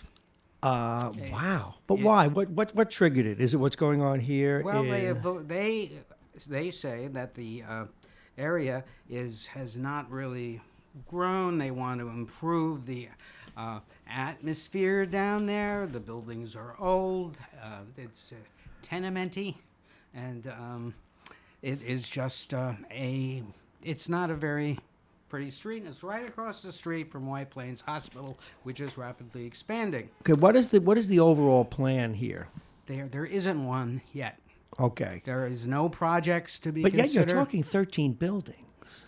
That's a lot of buildings, right? And it will probably be about 2 to 3 years before they start raising a property.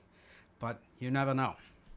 This maybe we'll learn more to this morning at the meeting. You probably will. But do you want a coffee, by the way? That would be great. Yeah, it's going to be difficult. I'm sending the guys out to help me out here, and I just because I can't, I probably should have went, but you're here, and We should I have got an this official crazy. coffee supplier. We're going to get that. That's good. Yeah, That's we're good. going to. Chris, that's a good idea, an official coffee supplier, don't you think? The official coffee provider for Radio Westchester. Coffee, chips, cookies. Well, you like chips. Get yourself chips too. and it's- I Bagels. don't usually. Bagels. See, I usually would do that myself. I don't like to delegate that kind of thing, but I'm stuck with you. Yeah, So. but it's very hard. You are on the air. No. So anyway, so go no ahead. Jingles, you know. Da-da-da-da-da. We need jingles. No, we've implemented that system. We have to use it now. But Yeah. so what I find interesting about White Plains is that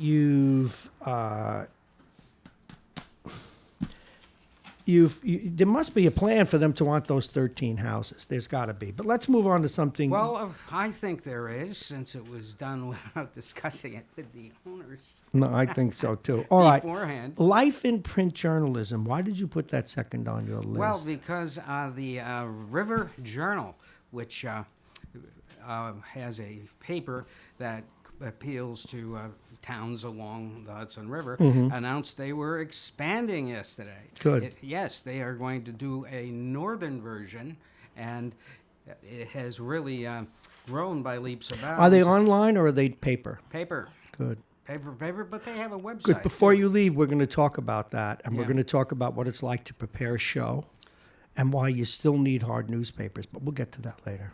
Well, you can give more detail. Not only can you give more detail, you don't have an ad popping up in the middle. They don't think about journalists at all. You can't get. You have to search for the other side of the story. You get even the best People used computers. to do that, no, but Bob, even the computers but are they don't slow. much anymore. They're slow, so you wait and you huff and you puff, and I don't care. We've got the best internet service on the planet. I pay a fortune for it. It's still slow, and still all the pop-up ads. And then you're reading a story. You're preparing a summary for your news report, and then it clicks up a level or an ad goes in. It doesn't work, and that's why it's so easy for political parties to twist our minds. A newspaper, you got it all in front of you. It's not going to go away. Anyway, continue, please. Pop-ups are the death of a website because you can't get at what you want to see. And everybody with a newspaper thinks that they're supposed to compete in the video world. So they put the video on and it slows down their product even more. That's So for it's sure. like giving you a car that gets flats all the time. I despise it. In fact, I have 5 different services that I get, okay? And I'm turning 4 back into hard paper. Go ahead. But so anyway, this was interesting because we have all heard that print media is dying, but here's a man, Alain Begun is his name, who took over the River Journal last year. It'll make a big splash. And has made a tremendous growth in their circulation, and he's concentrated on what I like to call soft features that keep people coming back. Now, whether or not he will concentrate more on hard news, he's even expanding staff, giving a lot of work to those out-of-work main media reporters. Out of work. Well, let's hope so. My guest, as you hear, is John Bailey. He is the publisher and the managing editor of WhitePlainsCitizen.net, the leading print publication in White Plains, although he is online. And second, he is the host of the TV show White Plains Week. Now, you're assuming that Buchwald is going to win the congressional seat. Yes. I am not. You're And not- that makes for some interesting conversation. But you say Depends who on run for a seat? runs against him. though. Yes. Yes. Now we've. If the Republicans put up the usual tomato can, he will win easy. Well, but he's not the only one running. I've already had Jones in here. I've had Castleberry Brown in here. There are a couple of interesting candidates that are probably better prepared than he is. I mean, he's a small-time But they're assemblyman, this guy. unknown, are I they mean, not? pardon? Aren't they a little bit unknown? Yes, but they may be able to raise money. They may be able to, but White Plains really is the big elephant in the room as far as a primary goes. Yes. Because they are very well organized, probably the best organized city committee in the county. And they are going to get out the vote for Buchwald and Nita Lowy. He is Nita Lowy's fair-haired boy. Maybe. We got to get him on and see if his chops match his reputation. Well, does anybody's? Yeah, sometimes. Does anybody's in the the guy- assembly? the guy you have assembly, a listed very next. horrible body. In fact, there are some people whose chops surpass their reputation. A guy like George Latimer is always likable on the stump, always intelligent, demonstrates gravitas, but it doesn't. And there's not a criticism. It doesn't mean he's the best administrator either. Yes, he is like an Well, he is not a comedy routine, but he has the split-second timing. He engages. He really ingratiates. Everybody believes he likes you and Do really you know who's cares the about it. opposite? A guy who lacks gravitas in the news but has gravitas one-on-one without a camera is Schumer. Is who? Schumer. Chuck Schumer is a much more serious man, whereas he comes off like a hack on TV. Unfortunately, he does. But on the other hand, he never really follows up on his various weekly. No, he press has his Sunday, conferences. the weekly Sunday press conference. Did you ever hear how I characterize them? Air is good. We must do all we can to preserve sunlight in our time. I know. And but he does. does the But obvious. You know. we never follow. He never No, follows but yet through. the cameras go off and you talk with him. That is a very serious man with gravitas, but you wouldn't know it when you see him on the air. At least Well, that's in my he's humble been in view. there a long time, and that's the problem. He's with going a to lot be of there these more people. too. Okay, before we get that though to Mr. Latimer, snow delays. Why did you put them in your list? Well, I wondered how the populace feels about school districts calling snow delays Yeah, and not picking up children to the 2 hours later when, with a working couple, it really disrupts your entire morning. it does. And this is a problem because I tell you, the roads were not that bad in the White Plains No, but isn't area. it true that you're damned if you do and damned if you don't? I'm glad I don't run a school district because It's a tough call, I know, but I'm just saying. But because this then is- if they can't get to school and the parents moan, not that it was better when we were young, but we were just get your Yeah, butt well, to school. I They didn't had give to a walk shoot. to school. In the snow, and it wasn't so bad, and your parents got you there one way or another. Right. I think that they should However- err on the side of come to school, and if you can't make it, we Well, understand. I think what they do is they do the delay so they don't have to use up 2 snow days so early in the year. Maybe, but that's I'm because nothing gets you in trouble with parents more than disrupting the spring vacation. yes. Thank you, Chris. I apologize for asking you to do that. I'm dying over here. And Thank it's you. always a negotiation with the teachers. Thank you. It is always a negotiation, but then we get into that school days and all the other exceptions that But they the make. weather It's a miserable forecast job. Slightly missed it. for Okay, the- tiptoeing past the county's graveyard budget. I don't know that they tiptoed it. They've been pretty proud of what they're doing. But what do you mean by Well, they're tiptoeing? always proud, and they always tell you how good it is, but they really have to take out a calculator and figure it out because they are anticipating increasing the sales tax revenues by 27.9%. Yes, it is a projection, and we asked George Latimer about it on Yes. Monday. And what did he say? He's still pretty confident that it'll come in, but he realizes that it's a projection. But it's based on the analyses they did. Yes, but he didn't explain his analysis Well, what level? because I asked him to. And what did he say to you? They didn't get back to me. When they do not get back to you, that means they don't have an answer. Well, you know what? As you well know, and we've seen it in White Plains, we've seen it in New Rochelle, we've seen it in certainly we've seen it in Yonkers. When they have a hole in their budget, they just we'll get another $500 million. Yeah, but this is a big hole. That- I'm- If they do not have a tremendous increase in volume, sales tax revenues are totally contingent on the volume of your retail and operations subject to sales tax. Mm-hmm. Now, if they don't go up by a third, if the Westchester economy doesn't go up by a third, you're not going to get that.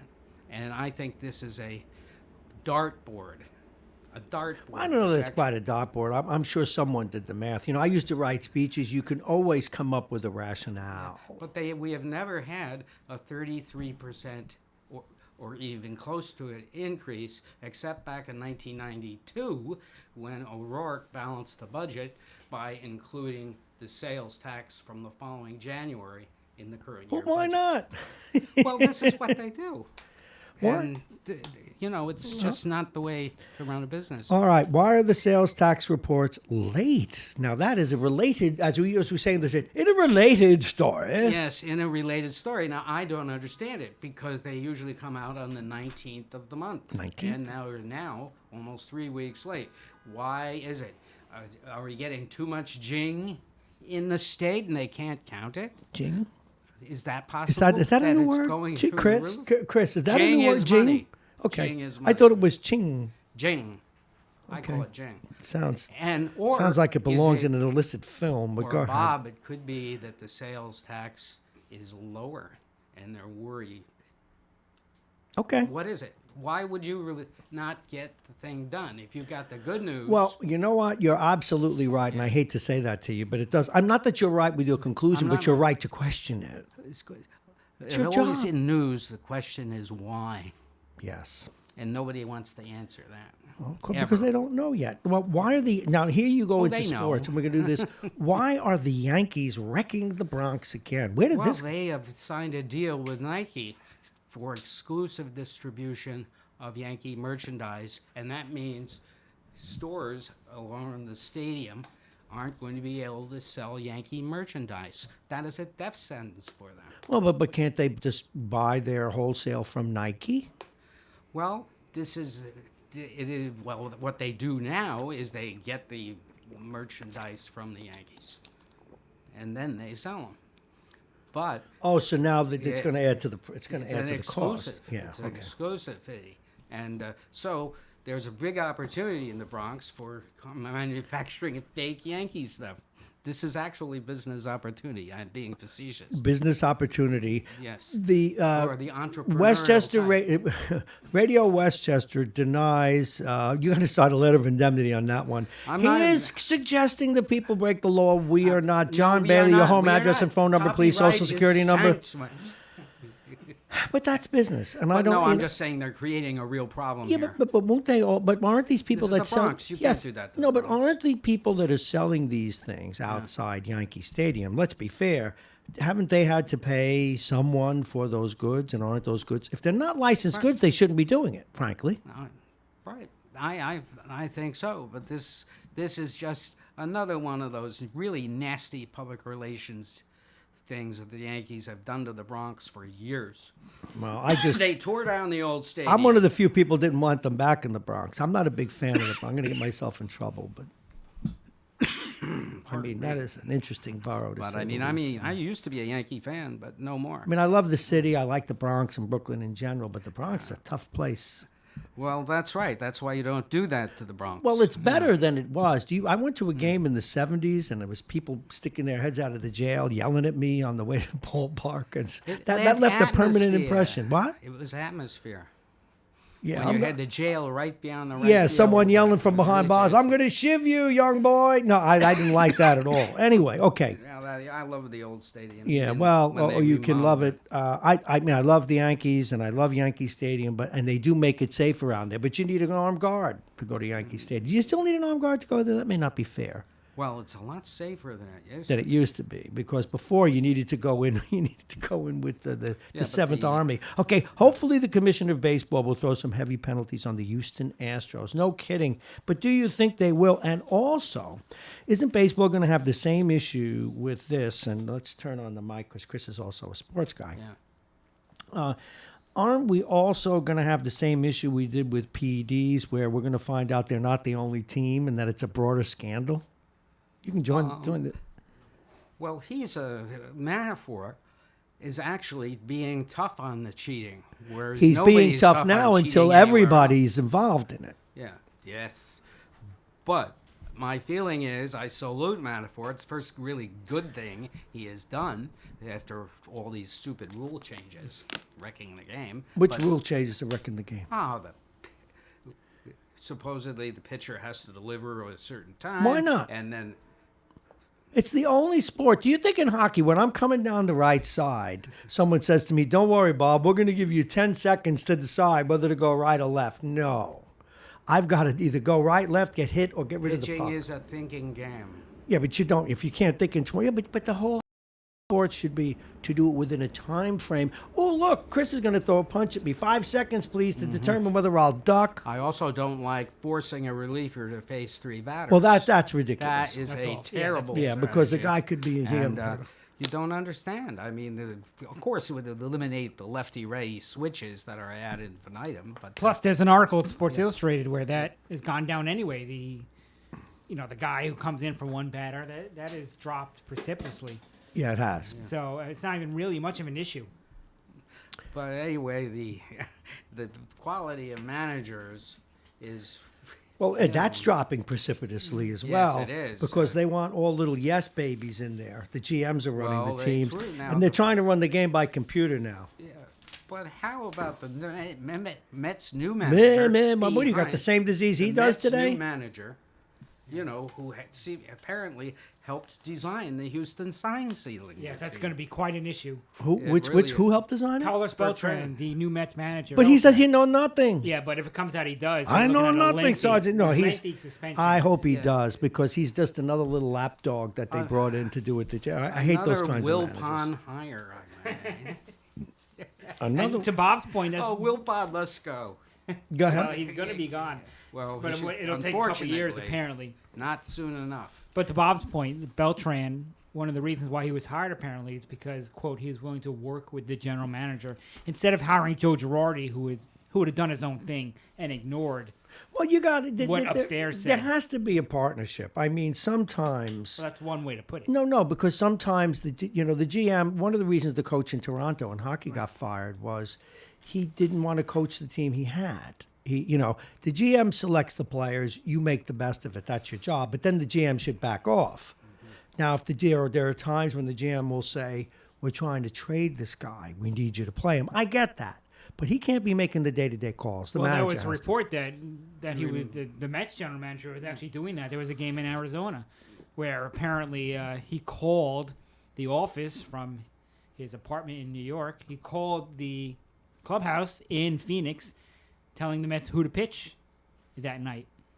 Whoa. See, you just got to He resign. denies it, but people say it So happened. you got to get that put in your. Girardi would never put up with that exactly, and that's why You got to the put Mets that in went your in a different contract that you won't allow that. Yeah, and You backed off the mic, young man. yes. Well, Chris, you've got a couple of the White Plains stories, or are they sitting in front of him? Did you steal my copy? Did he steal my copy? Is this mine or yours? This is my copy. There were a couple of White Plains stories I wanted to ask you about. One of them. But oh no, these are his stories. I may have Chris, you got them. Can I have those stories, who's please? going to run for Buckwald's seat is a good question. Because he can't run. I don't have a clue. Yeah. Well, there's some. He has to be the best known unknown on the history of the planet. Yeah, this is something that we already did this story, but we'll give it to him. This is the one I wanted to ask him about.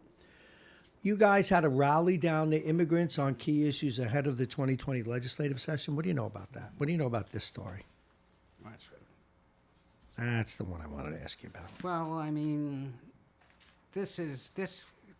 we have a lot of these in White Plains, so I don't cover them anymore because they're just Why not? visuals, and I don't cover them. These are the simply immigrant stories. because it's not. Is it my- all for just show? No, I just don't like to do demonstrations because I cover one type of demonstration. Stay on the I'll mic, do please. it once, but when you consistently have demonstrations on the same topic, it is not doesn't push them forward. It's just filler for television, is what it is.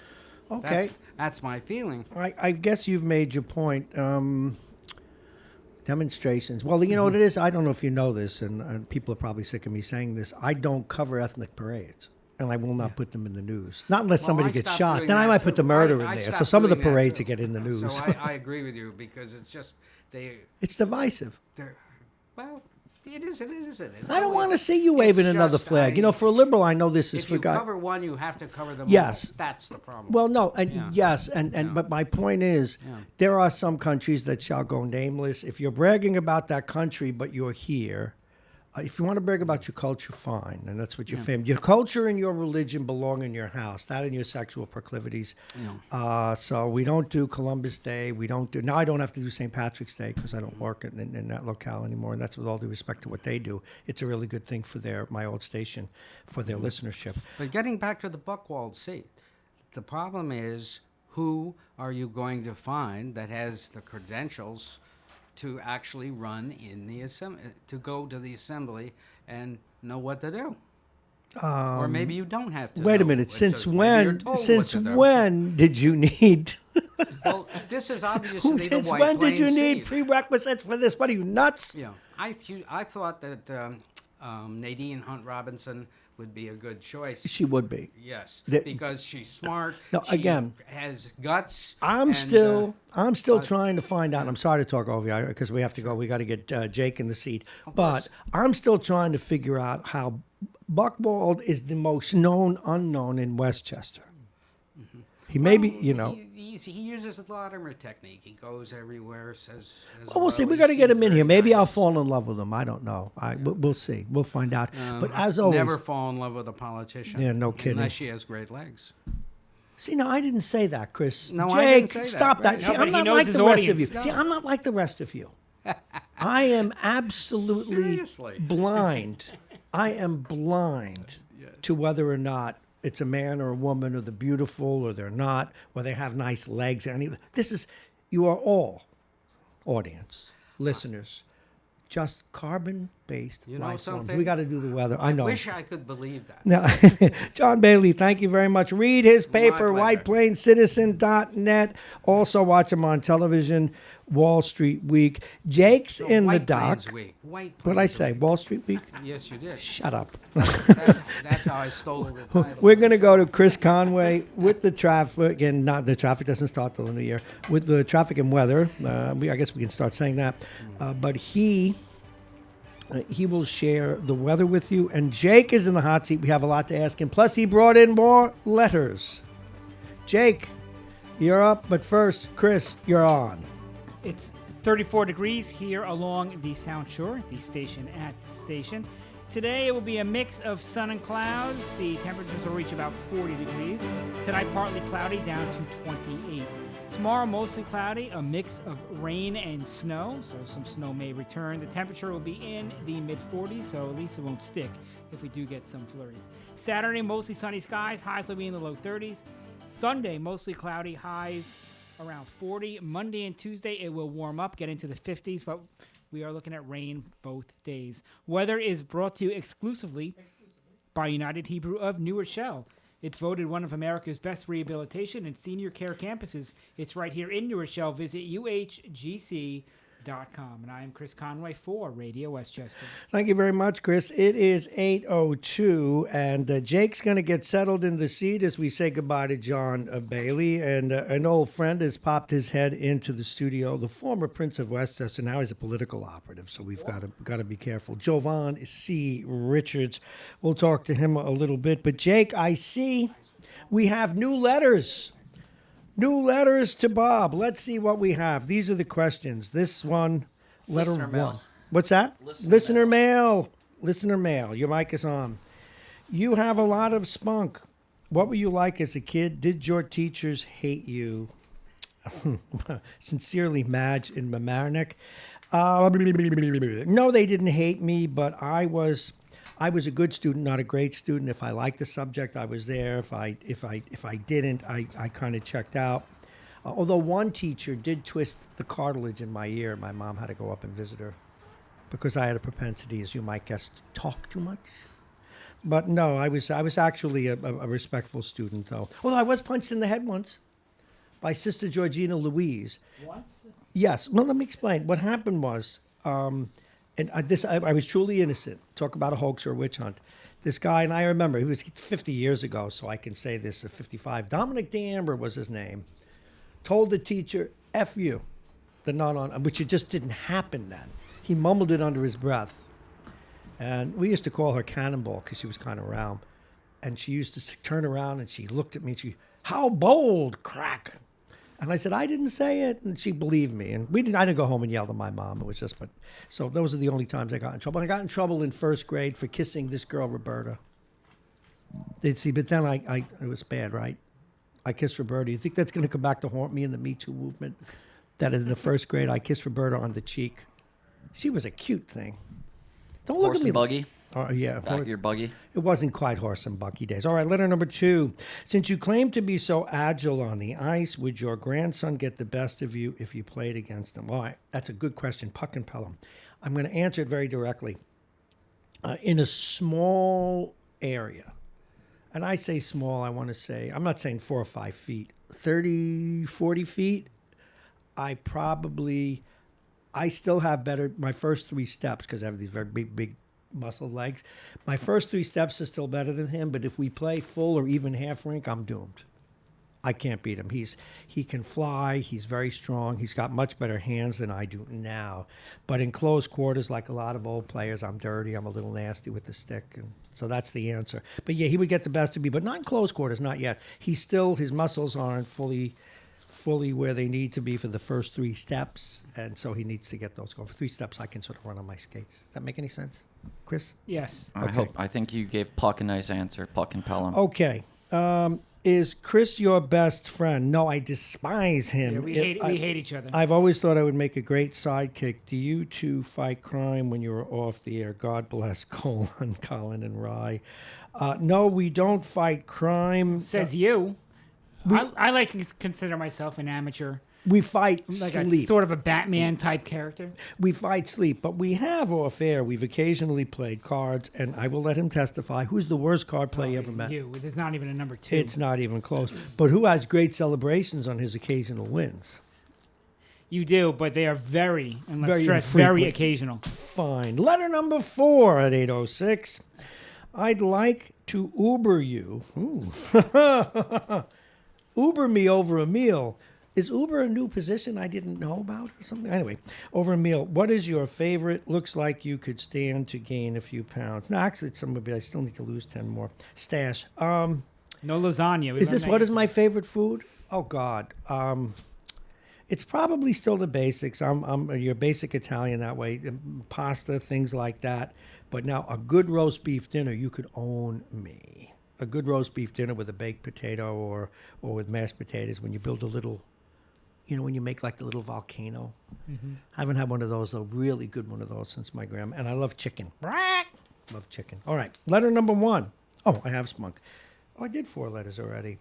All righty. We want to say hello to Jake. Jake, good morning. Tomorrow, we look forward to your picks of the day. All right. Let me go get it. All right. We're going to tell people what I'm doing. We got props. Bob got up from his chair, which is always dicey with all the wires that are around his feet. But he is back in his chair, healthy, injury-free. I am injury-free. See that? Hi. Oh, I'm going to put my headphones back on. And since this is fun stuff, I have to... You missed these yesterday. Nice. Ow. Ow. They hurt the ears. But all right, here we go. Now, what am I doing with this? This is we're preparing for Jake's picks of the week. It's my nemesis, the wheel. Would you like the wheel to make its first selection, or do you want to wait till tomorrow? No, go ahead. Well, let's do at least the wheel selection. Then tomorrow we get... Now, are you competing against the wheel? Mm-hmm. Okay. I'm 1-0 against the wheel. Chris, please announce. And the wheel has come up on a blank. It's because it's Jake. All right, let's do it again. Now, the black, you have to look closely. What does it say? The Baltimore Ravens, who are in Buffalo this week. Okay, that is a good game. So that means what's the spread, Jake? I believe it's 5.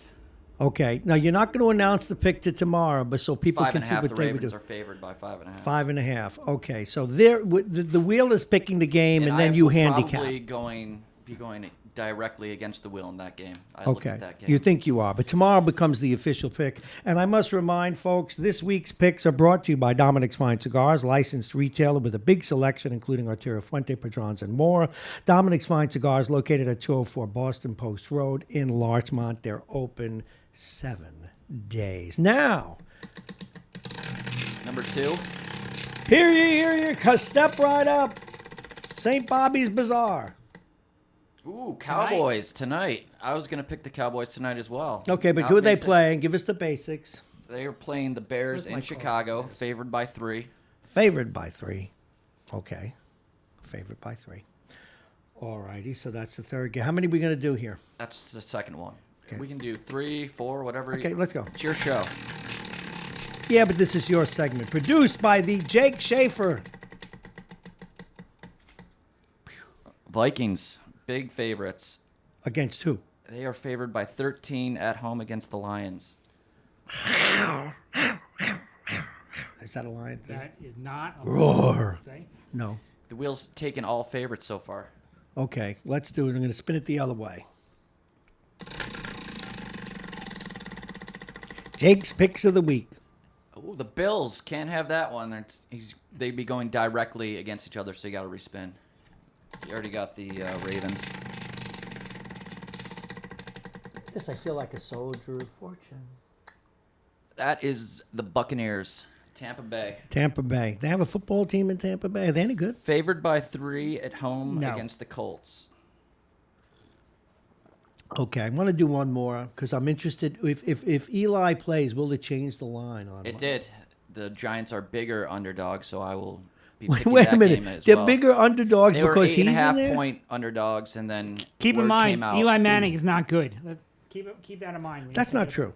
I It don't is buy that absolutely yet. True. Okay, you guys know better than I do. Here, one more. I must look like an idiot with these hats on and You everything. didn't need that disclaimer at the end. Cowboys again. The wheel's a big Cowboys fan. Double up on Dallas, I guess, for the wheel. Triple up. Dallas again. Cowboys once again. Okay, Cowboys once again, huh? All right. I'm actually picking the Cowboys tonight as well. You are picking the Yeah, I like Cowboys. the Cowboys All right. a lot. I actually like the Bears. Can we get a new one here?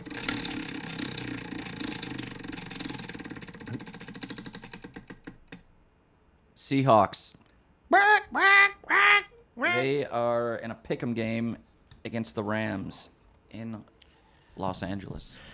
Okay, we have a few other things we wanted to ask you about, Jake, while you're here. And all right, so tomorrow, though, folks, we will have the official Jake's Picks of the Day calls, and the lines may change overnight, and you will get a chance to match wits with our own Jake Schaefer. He is our handicapper in these days of, where gambling is now legal, so it's okay to do these kinds of things and have some fun with it. And this week's football picks are brought to you by Dominic's Fine Cigars, licensed retailer with a big selection, including Arturo Fuente, Padrons, and more. Dominic's Fine Cigars, located at 204 Boston Post Road, Larchmont, New York. Some of the other sports we wanted to ask you about, Jake. Did you see, I'm sure you did already because you've been doing your research, what do you think of the Mets selling the team? But why over 5 years? I guess the logistics of it all. It's not buying bubble gum. Yeah, but still, I guess that's what happened with the Islanders too. When the guy bought the team from the Wangs, it took a couple of years, I guess, to complete that. But still, you'd think they'd take over control. I would think so. Okay, where do you stand on the Yankees going after Garrett Cole? AB, what did you think of the Met pitcher taking that deal in Philadelphia? Great deal for him. Philly's really putting it to the Mets this offseason. Took their manager, took their second best pitcher in division. Well, they took the Yankees manager. Well, the Mets should have gotten him. Yeah. Now, one of the sensibilities I got, guys, is that the Mets weren't crazy about Zach Wheeler anymore, or is it that they couldn't afford him because they have a lot of good pitchers? They couldn't afford all those pitchers. Couldn't afford or didn't want to pay, or sort of two different things. Well, that's true. See, because in hockey, as we know, because of their salary cap, you can't have that many good players. You gotta. That's why. They talk about how young their game is, and it's true. But one of the reasons it's young is you don't have to pay people. They're on these cheapo contracts for the first 2 years, where they make the minimum $750,000 or $550, whatever it is. So I think it hurts that sport a little bit. But I didn't think it would hurt baseball because they have a luxury tax, but not a cap. Yeah, but it's become a cap, essentially. No one wants to go over it. Boston is even thinking about getting rid of Mookie Betts, one of the 5 best players in baseball. And Boston prints money, but they do not want to go over that luxury tax. Okay, threshold. so that makes sense. So Zach Wheeler was their sacrificial lamb. Yeah. Now this really competitive. And please forgive me, I kind of like him. The 5'8" pitcher the Mets got last year. Stroman. Is he cheaper? Yes. Is that what it is? And I mean, he's a good, solid pitcher, but he's no superstar. No, he's a nice, decent ground ball pitcher. So he's like But looking back, it's clear that they made that trade knowing this was coming. That Yeah. they're going to lose Wheeler. probably. So he's like a third or fourth in the rotation kind of guy. Yeah. Is I that would a have fair rather thing? had Wheeler over Syndergaard, but Would you, I would, yes. Chris? You agree with that? No, I mean, Syndergaard did not have a great year, but I think his ceiling Thor. is Cy Young. Zach Wheeler's probably a number 3 starter at this point. Well, your boy won the Cy Young Award again, so I lose that argument and I keep even looking at the paper yesterday where they were talking about the Yankees talking either the Strasburg or Cole. I still would have given it to Strasburg, but that's just me. He won the World Series. 5-0 in the postseason. Did you see that? 5-0 in ERA. But I know they make that decision before they go into the postseason. Okay, who do the Yankees go for? They are always willing to spend money. Do you They're think going to try and get Cole, but I think Cole's going to go to the West Coast. He's a California kid. Well, what about I think Strasburg? Strasburg is going to stay with the Nationals. So who do they go? Who's third in the order? That is a good question. I'm sure they'll have to put together some kind of a deal. Okay. They've got a lot of prospects, and they've got a loaded roster. They don't have room for all the bats that they have. It would be disappointing, though, if the Yankees did not get one of these 2 stars, because that is the one need. That is what killed them this year, the lack of starting pitching. Okay. Yeah. I just want to do what we said here. It's 8:16. You're listening to Radio Westchester. This is Mornings with Bob Marrone. I am Bob Marrone. I am here with Chris Conway and the inimitable Jake Schaefer. He is our handicapper, but also a knowledgeable sports guy. Let's move on to what I think is going to become the gorilla in the room. I'm beginning to get the sense from what I read, and I'm actually beginning to get the sense because of the lack of more stories. If this cheating scandal, or rather, do you think, Jake, that it's going to go beyond the Astros? Of course. How far beyond? Probably you think everybody cheats? Every team, at some point, to some degree, has bent the rules. Now, are the rules crystal clear? Because you should be able to have somebody sitting in the stands just looking and saying, I got that. Is that legal? I would think so. If you can, kind of like with card counting, although that's not even allowed. The line is technology. You can't use technology. You can't use technology. No. You can't use you can't have a camera in center field, a high-def camera looking at the catcher's signs. Can you have you can't have a second baseman relaying the signs, Can you have a spotter? It's an unwritten rule. There's no actual. Well, then it's just going to be one of those things they'll have to move on from. I personally, but this is just a juxtaposition for you guys to chew on. I don't think it's that big a deal. I think that teams have probably been trying to steal signs since time. I mean, it's not like the Ped scandal. It's teams stealing signs. What else is new? The only pitcher I could think of where you knew what was coming was, and which made him a freak, was Mariano Rivera. He only threw one pitch, and so if you can hit it good, we're good, and otherwise, no. The Astros seem to have gone to extraordinary lengths to get those signs, though. Plus, Houston won the World Series doing this. I think that's the issue. If Milwaukee was caught stealing signs like this, it would, be in the middle of the sports section in the paper. It would not be front page. No, but look, hey, Michael, he's a good guy. He used to be on my old shows. Michael Brown just walked by the radio station. Great taste in hats. Great taste in hats. Well, it's great to see him healthy again. Anyway, I think it was you, Chris, or maybe our previous guest that mentioned regarding the scandal that the Met manager may have actually been, did I hear him right, the architect? That's one of the And then he claims. says if he was the architect, he's going to get suspended. He lied. We're talking like half a year, maybe. Well, you know what? I wonder who will have managed the team. They'll have to go to maybe they'll go to the Humane Society here in New Rochelle and get a lap dog for that See, you just can't make an agent the general manager because they're control freaks. Plus, his client was Robinson Cano, who nobody wanted. Could you lower the mic just a little towards you? The direct. That's it. Go ahead. He represented Robinson Cano. Nobody wanted him. But he traded for him because he knew him better than anyone else, and it turned out to be a disaster. Hey, okay, one more Met question, and then I want to go to another issue. Yes, the guy with the bad heels. What's his name? I almost forgot about him now. Bad heels. He hurt. He's Cespedes. Yeah, what a. Where the Mets get these broken creatures on their He's team? coming up on a contract year, so he's going to do everything he can to get out there. What they should do is there's a contract to dump or buy out, man. Just please get. Plus, he doesn't hustle. I don't know. I mean, Jake's point. if he's on his last year of his contract, he will hustle. He will make it a point to make sure he's in the lineup more often than he has been the last couple of years. So you keep him, but then when his contract expires, you say thank you for your service and you move on. Talk while I get this Bob Marrone. He's got his own telemarketing firms. We'll put you on a minute. So, yeah, I mean, Cespedes, he did help the Mets, though, get to the 2015 World Series. He was their big Okay, bat. he did. Now, the other part of this story, and that's Mitchell on the phone. We'll get to him in a minute as we go through 820.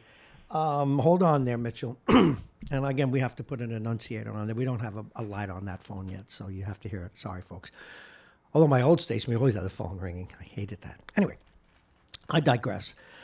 While we're talking about the Mets, I need to go here, even though I don't enjoy it. I think that baseball is ultimately, it's never going to go away. It's a wonderful sport. I love it, and I follow it in the playoffs. But otherwise, and if I know there's a good pitching matchup, but I think they're killing the goose that laid the golden egg in that sport. I think that they already have an issue of integrity, whether it was the Ped scandal or whether it's now the cheating scandal. And the overt salaries are gotten so high, and they should get everything they can get. A player should get everything that they should get. But it's no longer a sport of the people. It just is not. It's a sport for the elite. You can't afford to go to the games. The players don't have that same feel for the city that they play in. I think that baseball is sooner or later going to be on the decline. And that's my little editorial about that. Now, you don't have to agree. Some may argue the decline's already started. Well, what about you, Jake? What, television rating-wise? Yeah, I think even television rating-wise, but certainly at the ballpark. I don't know why people go. I really don't. I don't know why they pay. You all couldn't that pay money. me to go to an NFL game, but I went to a couple Mets games this year. Why wouldn't you? What about an NFL game? Why not? Just the parking. Well, yeah, or the headache, and it's the greatest TV sport in the world. Oh, yeah. Even better than my beloved hockey. Right, why would you go to the Meadowlands and sit in the snow to watch an awful Giant team, for example, when you can just sit at home and have access to every game on your high-definition television? Yeah, I remember this is back in the day when I was an executive and with a big company, and I would get occasional football tickets, which I almost never took, but I did because a good friend of mine was a big Jet fan. And we sat in the glass booth there, and the people in front of us were freezing their cookies off. I mean, it was like 5 degrees. Why they do that? God bless them. And at least football, it's only once a week, and you only got to go to, 7 or 10 games, A. B, they turn it into an event with their families, and they get blitzed, which is a bad thing, too. But baseball, I just don't know why people pay to go in to see. But let's see what Mitch thinks. Mitch, thanks for calling. How do you weigh in on this stuff? Well, as far as this goes, baseball is the greatest spectator sport ever invented. Don't get me wrong. I love it. And you definitely, it's not the best TV sport, but the best spectator sport. And you could see the decline of baseball in relationship to sushi and mocha latte. Sushi. Explain this one. How we're going from baseball to dead fish. Which is the team in Miami? The greatest thing about a baseball game is you go, you watch a couple of innings, you grab a beer or two, uncooked Frank. Yeah. You eat it, you go to sleep for a couple of innings, you wake up. Sushi doesn't really work at a ball game. Mocha latte doesn't really work at a ball game. You're right. That's what's killing the sport. Well, I think you're a little crazy on this, but let me tell you, everything you said is right, except when you get to the major leagues. I can drive down or up to, there's a team upstate, not far away, and there's a double-A team, by the way, in Trenton, New Jersey, where the quality of play is just a lick under the majors, if even that. You just don't get as many home runs. Listen, you can get your hot dog, you can get everything else, and you don't have to go for your lungs. I'm a big proponent of minor league sports. You're absolutely right, and that's why college football is so popular, because it's just a little below the pros, and it's a lot easier to do. You don't have to wait 3 hours to get into the Meadowlands. So, yeah, totally agree. But if I could comment a little bit on my president, I'm really upset. It was bad. It was really a bad day for my president yesterday. Yes, it was. It's really unfair. I mean, I think he's just not gotten good personnel. First of all, it started with the entire world making fun of him at the G7 and having a tremendous laugh at his expense. And you recall, that's why he actually ran for president, was when Barack Obama made fun of him at the press. They didn't take it very well. Yeah, it doesn't take. Yeah, so first of all, come on, guys. Come on, Macron. Pick on people your own size. Come on, really. Second of all, Barr's hand-picked guy comes back and has the audacity to tell Barr that there is nothing wrong with the IG's report. That this whole thing of a conspiracy is just total nonsense. I mean, Barr, come on. You're Trump's eyes and ears, and you got to pick guys that are better and more loyal to you, and they're just going to boldface lie. If they're going to tell the truth, we don't want them. Come on. And then what happens? The Republicans handpick a noted constitutional scholar to testify yesterday. And what does he say? Well, if the facts are true, then this is an impeachable effect. No, that's not what we want you to say. Mulvaney already admitted it's true. You were not supposed to say that. I could have got Bob Marrone to say that. Mike, I mean, what kind of incompetent people are these people? Which people? I mean, I just don't. He's understand. being snarky. The king of all snark. Go ahead. No, I'm just saying. I mean, my president. He's there. He's building walls. I mean, he has this big, beautiful wall, Bob, that they built around his tax returns. Nobody apparently could get in. But I mean, he's doing things. He's building walls. He's starting wars with every country in the world. This guy is doing stuff. I mean, really, let him be who he is. Whatever he is, let him be it. Well, okay. Now that you're done with the snark, where do you think we're going with all this? What do you think is going to happen? And do you think they'll draw up articles and go forward with it? I mean, we all know he's not going to get removed from office. Listen. And this is a PR thing for everyone in terms of the vote. The Times and MSNBC may say Donald Trump lies all the time. Mm-hmm. It's not true. Not true. Not true.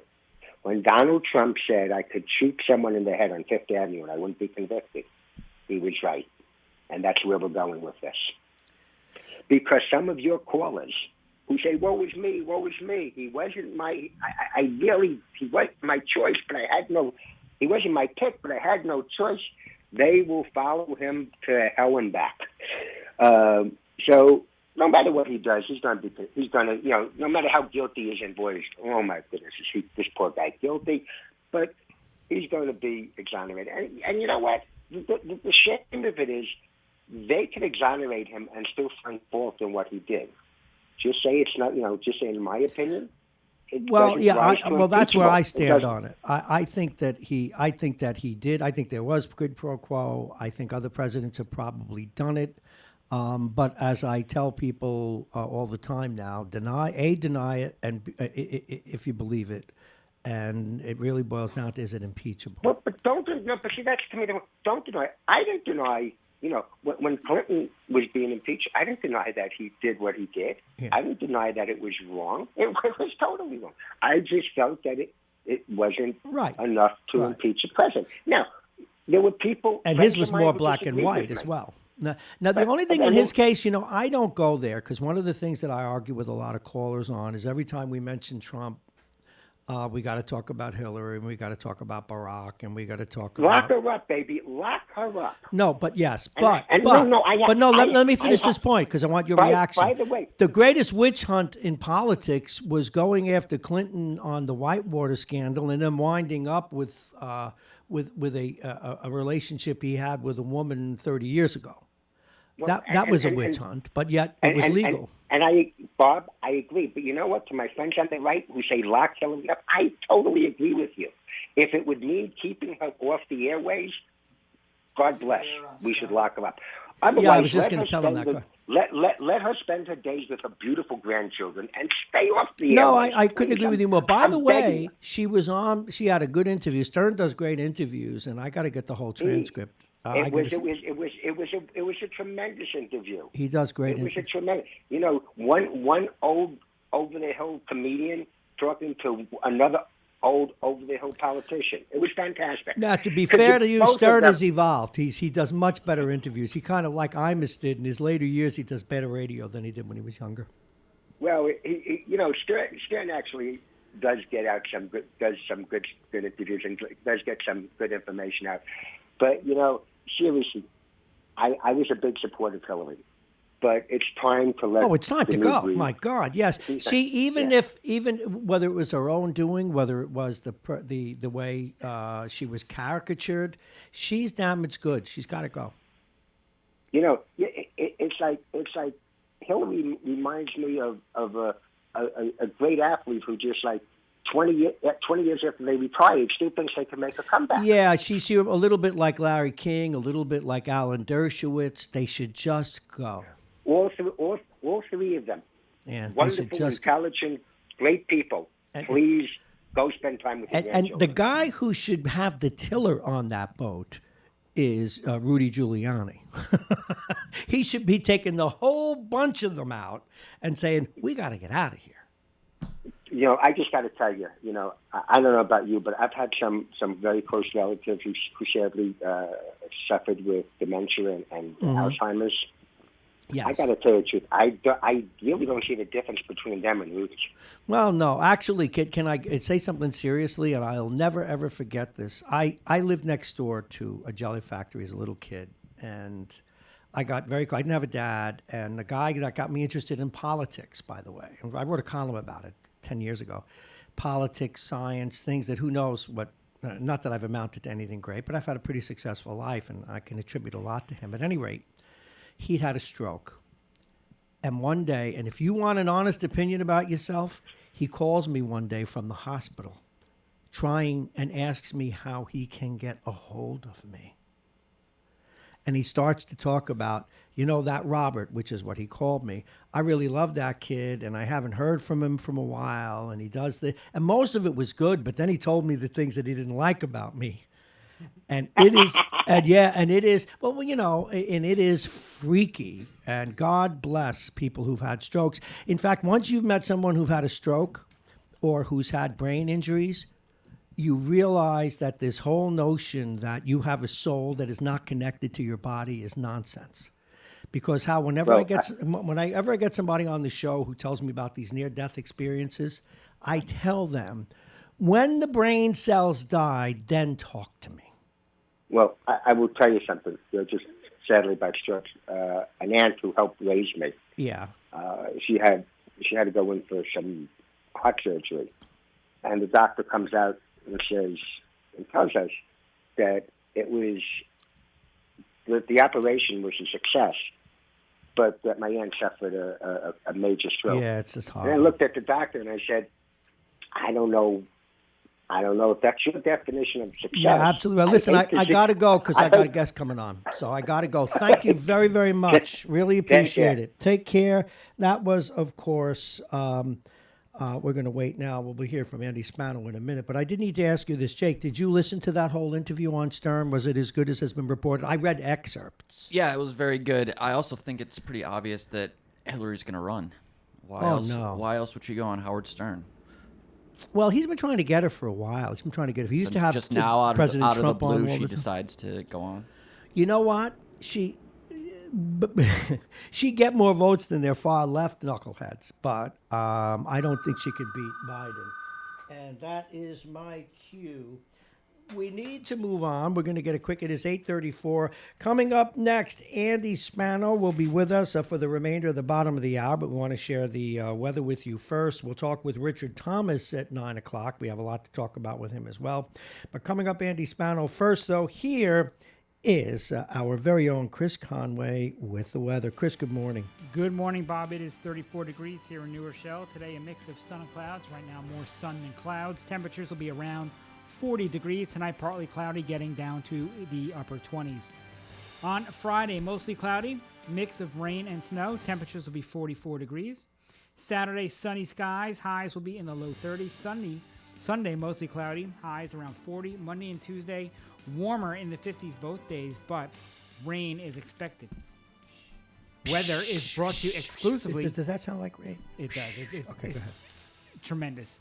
But I feel like sometimes you do like a 1930s vaudeville type show with all the sound effects you bring to the table. Go ahead, continue. Weather is brought to you exclusively by United Hebrew of New Rochelle, voted one of America's best rehabilitation and senior care campuses. It's right here in New Rochelle. Visit uhgc.com. For Radio Westchester, I'm Chris Conway.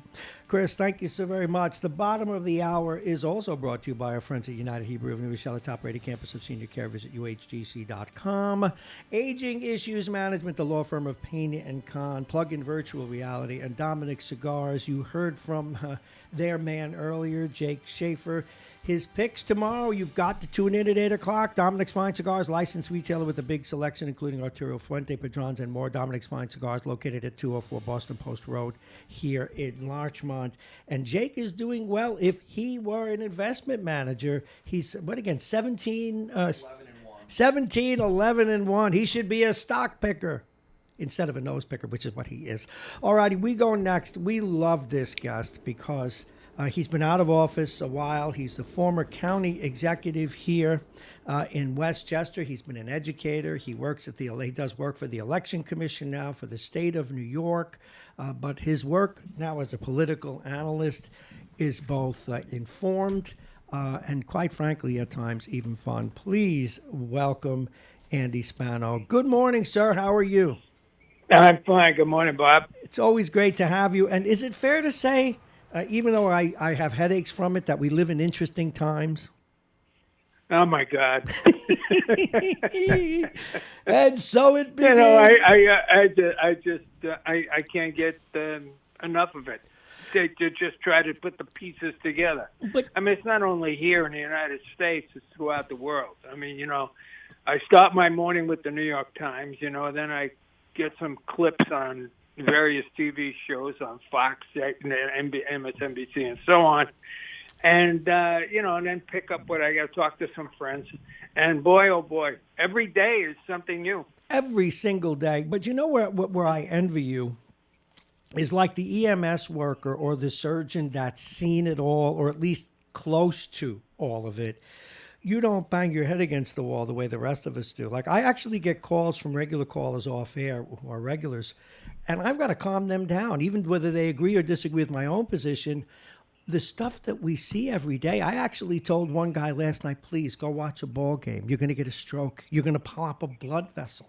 Well, I think I have a mechanism for this. I don't think you want to tell us about that on air.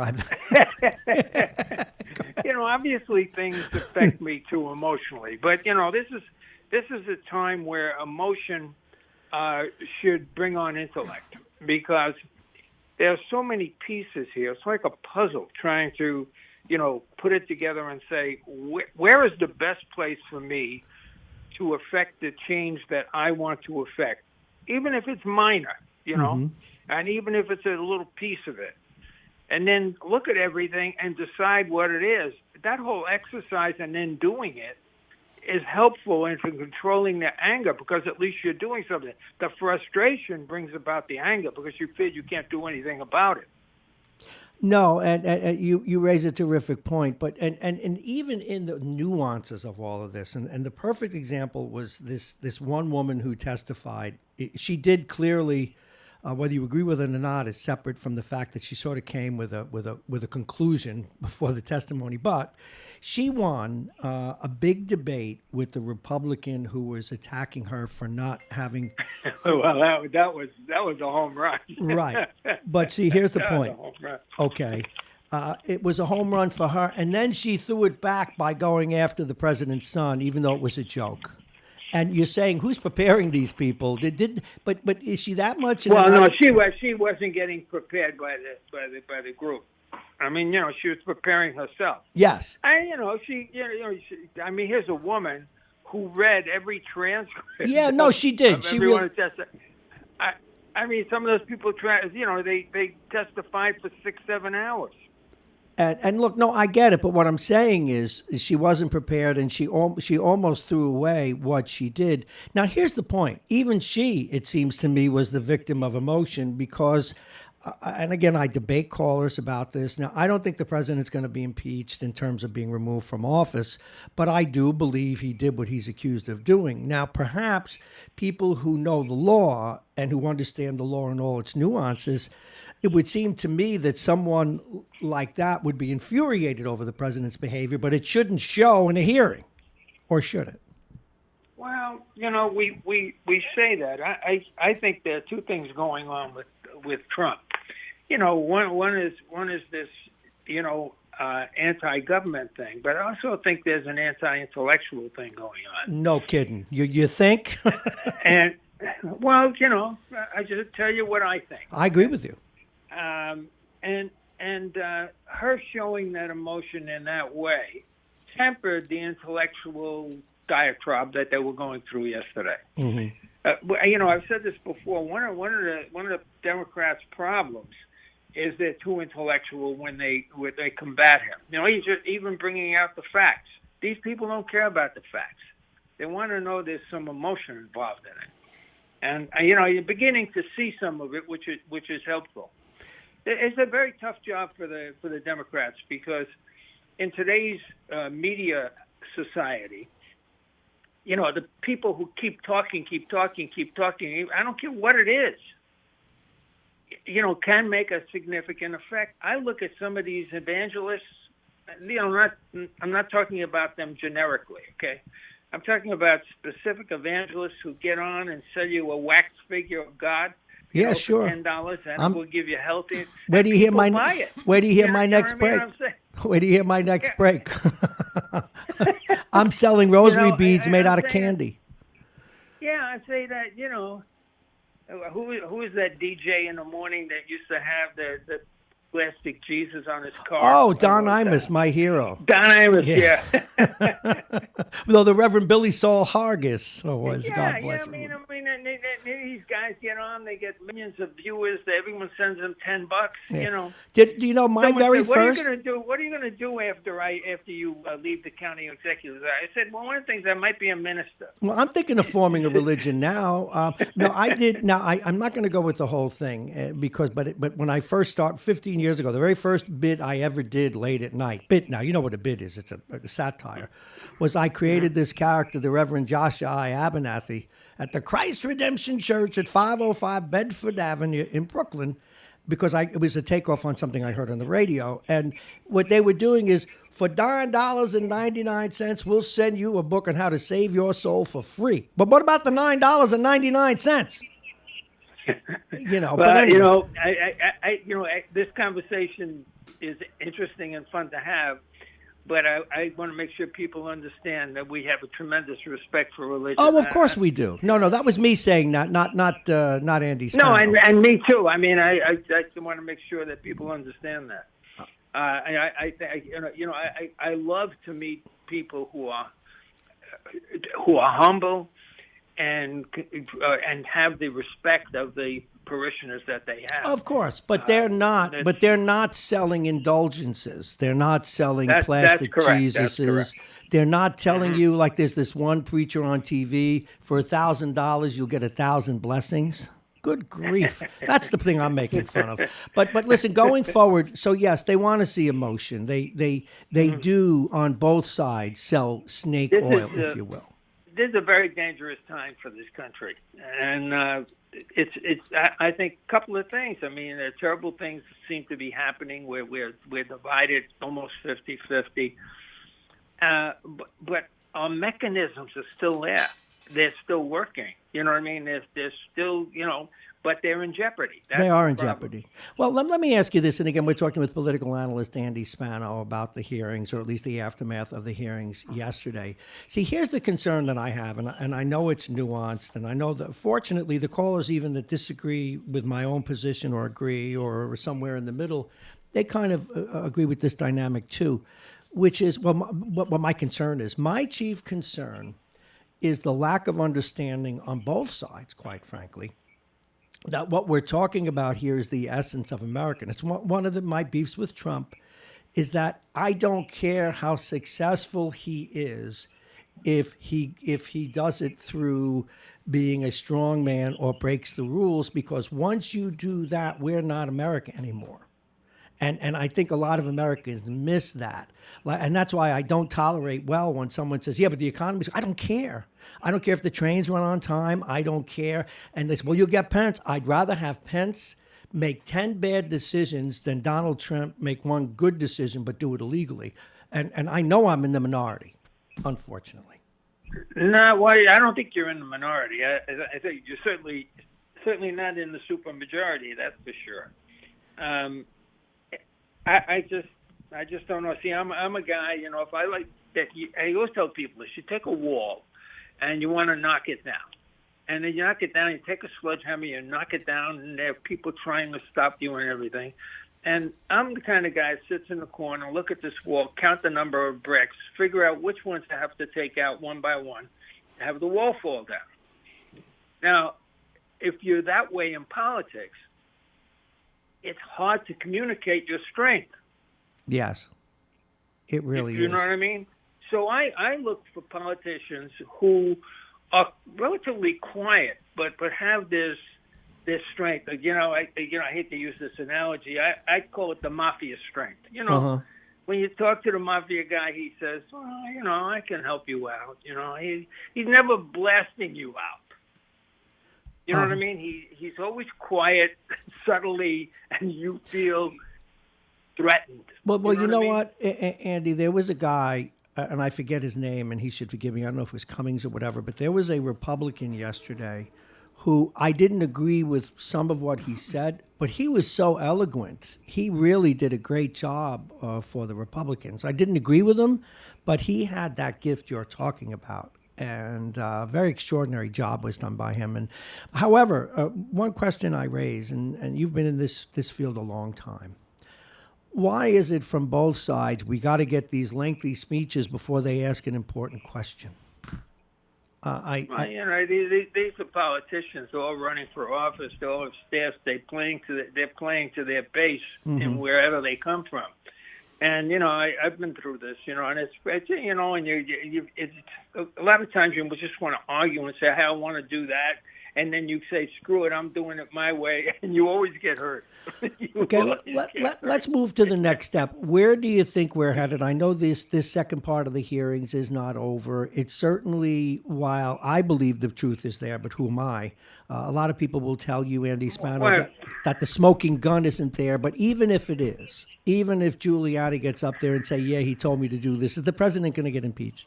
And is he going to get removed from office? As of this moment, at 10 to 9 on Thursday morning, no, he's not. He's going to get impeached.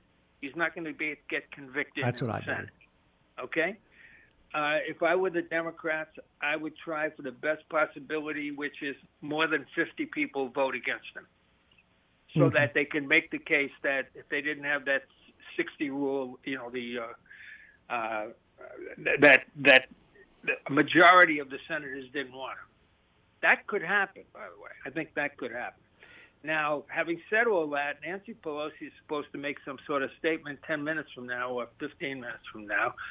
And I don't know what that's going to be or what that's going to, because there was a case made by the Republican professor yesterday, for a longer situation, trying to get the evidence from other people. And, I thought that was reasonable. Supporting that position, Oh, I thought he did a good job.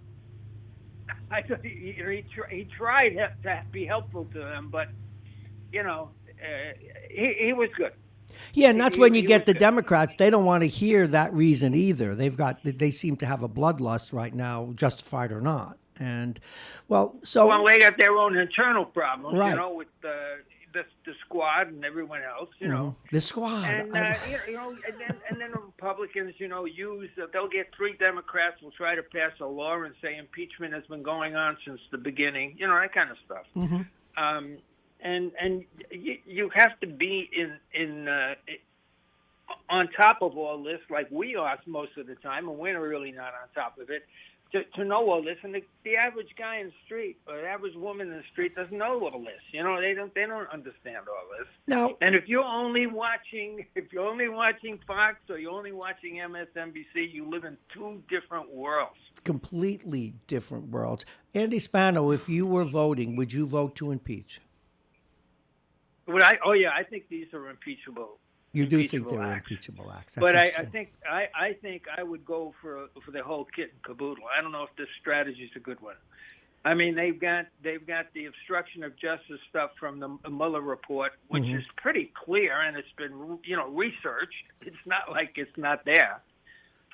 They have they can have the courts rule that these guys come in, and just as that professor said yesterday, if the court orders them to come in and they don't come in, well, then you got more obstruction of justice, that kind of stuff. But I don't know, in today's society, this might have worked 10 years ago, but in a society that has instantaneous information and gets tired after 10 minutes, I don't know if you could drag this out any longer. That's an interesting way to put it. Andy Spano, our guest. You're listening to Radio Westchester Mornings with Bob Marrone. I am Andy Spano, former county executive, now political analyst, with us. We get from the Mike Edelmans and other Republicans who come on, and some who defend the president vociferously, and others who say a lot of Republicans really are troubled by Donald Trump but don't say it. Do you know Republicans who are troubled by Donald Trump and don't say it? Absolutely. Absolutely. I mean, I have a conversation. A lot of them are businessmen that I know, by the way. Yeah. They're doing well. They're doing things, and they're concerned about, some of the Democrats who are running. A lot of them have said to me, put this in perspective. I'm talking to people who live in Westchester. Yes. Not in Texas, right. or even Syracuse, right. Yeah, they say, I can't stand what he's doing, but I can't vote for any of them. The only one I could vote, if Biden's the nominee, I could vote for Biden. Mm-hmm. That's interesting. That kind of thing. Okay. I think Bloomberg is a wild card in this whole thing. I think he's the best positioned to do the job. Yeah, I'd love to see him get the job. I'd love to see him run, and I hold out hope for that. Hey, I wanted to move on to a local issue, but finish your thought first. No, that's basically it. My White Plains news guy was in earlier today, and he's treating Buchwald as a fait accompli in the Senate race here. And I don't see it that way, but only because he's up county. I haven't had a lot of dealings with him. He's like the most known unknown, at least down here in southern Westchester. What recommends him, and is he really that much of a lock, do you think?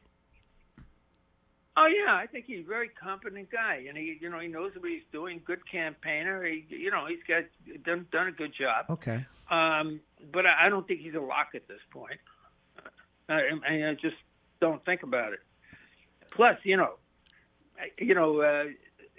Senate. A couple of my Senate friends used to tell me that they love being in the Senate because people think they're U.S. senators. Well, that's true. That is true. You know what I mean? Like, I point that up because people they know the title. They have no idea what they do. They have so on and so forth. So it's a campaign issue, and it depends on who has the best organization and who comes out to vote. Primaries are primaries. You never know what's going to happen. All right, let me move on to another issue. I interviewed him on TV. I've had him on the radio many times. I'm a fan of the understated Anthony Scarpino, okay, for good or ill. It's just my own take, because I have found the Janine Pirros of this world to be more concerned, and I'm not talking about women now, I'm talking about people who are more concerned about their next job and more concerned about their image in the press than they are about seeking justice. But now he is being primaried, which is Ms. Rodriguez right. But why is she primarying a Democrat that seems to be doing a good job? Hey, there are people who want to be people. That's number one. When you look around, look at how many congressmen say, oh, there's an empty seat, and they move over there to run. There are people looking to run. That's number one. Number two, she's a former prosecutor from Southern District. Yes. she's 18 years. She feels she's got it. She thinks he's over the hill. He's already been, Supreme Court justice. He's also already been the surrogate. He's a laid-back kind of guy. I like him. He's been a Me friend too. of mine for 20 years. Didn't know that, but yeah. And then and she's a woman. Another thing. Big. She sits down. And to the outsider, all of us who have been in for a while, brushed with the same brush. Aren't you? Though? We're all part of the party. We do this, with that. Was it a particular illness you had as a youth that led you to this life, Mr. Spano? It was solely accidental. I have never said I want to do this. It's there. Someone says you want to do it, and I said, oh yeah, okay, I'll do it. Sure. Every office I've ever had, I never wanted to be anything else. When I was in the county executive's office, I was asked to run for governor. I don't care how many times. And I had a funny thing when Hillary was running for president, and what's his name was running for governor, Spitzer. Someone said, "You got to." I said, "Are you kidding? My friend's going to be the governor. My other friend's going to be the president. I got it locked. It's like you're a friend with a boat and a plane, and then they both got clobbered. And they both got clobbered. Hey, there you go. You see, you just never know. See, here is my point with this former prosecutor, now MSNBC host running. I would, and I don't know where she lives, so this may be irrelevant, but if I were her, I would move and run for the congressional seat. Because if you're going to be a politician, see, what I have a problem with is politicians being DAs, because the motive is different. And Jeanine Pirro is like the poster child, and I know you may even like her. A lot of people did once. But she's like the poster child. No comment. Yeah, she's like the poster child for someone who let ambition and hubris destroy her reputation, and perhaps retroactively. Some people tell me she was a big DA, but a good DA. But I've done enough research on her. All she had to do was a DNA test for Jeff Deskovic, and he would not have had to spend 16 years in jail, and the state would not have had to give him $44 million. And her behavior, even during the Durst case, when you look into it, it was all about her and not about justice. And I am so afraid of that in the DA's position. I think that when someone, this is just me now, and I just wanted your reaction to it, you run for DA, you will never run for office again. I think there ought to be some law, because otherwise your motives will always be questioned by at least me. Well, there's always question about that. It's like people say to me, a lot of the counties have an elected controller, Mm-hmm. and an elected sheriff. Don't have a commissioner like I had. Mm-hmm. I would shoot myself if I had to go to an elected when I'm formulating myself. If I had to go to someone and deal with them who might want my job. Yeah. And is checking this out and the other, and it's okay if they're checking you out. But if they're purposely trying to find things all the time or do things to make it worse for you, you can't run a government. Case in point, if we were in a college classroom and I said to you, let's put an example on the table for good or ill, okay? And because I don't want to be libelous, but I've asked people to get her for me and put her on the air. I have watched the behavior of the comptroller of the city of Mount Vernon, not that the mayor didn't have his own issues, bring down a mayor. And quite frankly, one of the elected officials who I adored, who I now pillar every chance I get, is the comptroller of the state of New York, because someone needed to go in that city and put a check on that comptroller and what she was doing. And a judge even said that they should, and nothing ever happened. You're absolutely right. She, whether it was in part with the party here in Westchester, whether it was in support of the old guard in Westchester, she wouldn't even let this mayor buy pencils. And yeah, I mean that's the kind of thing you deal with when you have elected officials that have a bone to pick. You elect somebody to administer a government, just like Trump, president. President has immense power. Yeah, and he has the right to it. That's absolutely correct, but that doesn't stop having checks and balances. But when you have an elected official checking you singularly that controls your budget, or another one that controls the police and the law enforcement, so you can't do things out there, I don't know. You need a comprehensive way of addressing problems. Do you know what? One of the without things, trying to convince without having a committee. Yeah. Do you know one of the things we do here, Andy Spano, and I would like your reaction to it. I'm going to continue doing it, but I have so much respect for your wisdom and being on the job so long, is we don't let the old fish die in the ocean. For example, we still have Richard Thomas on, and we'll continue to. We still hold the Mamaroneck police accountable for the one murder they've had there in 30 years. Everybody in the city knows who did it, and they don't get it done. We don't let those stories go. I don't let the story of the comptroller of the state of New York go, and I don't let the story of the comptroller in the city of Mount Vernon go, because they've destroyed lives and careers, and I don't want to move on from it. I think it's one of the horrible things the news does, is move on from stories that ruin lives. It's one of the reasons I've never had Al Sharpton on, even though his Action Network will call. And actually, he's gotten really good, I think. Yes, but you know what? Better. Yes, but until he apologizes for ruining the career of that prosecutor up in Dutchess, yeah. When he was willing to come on, then I'd have him on in a heartbeat, because he's an interesting man. But we just can't let that stuff go. Something terrible has happened in Mount Vernon, and I refuse to let it go.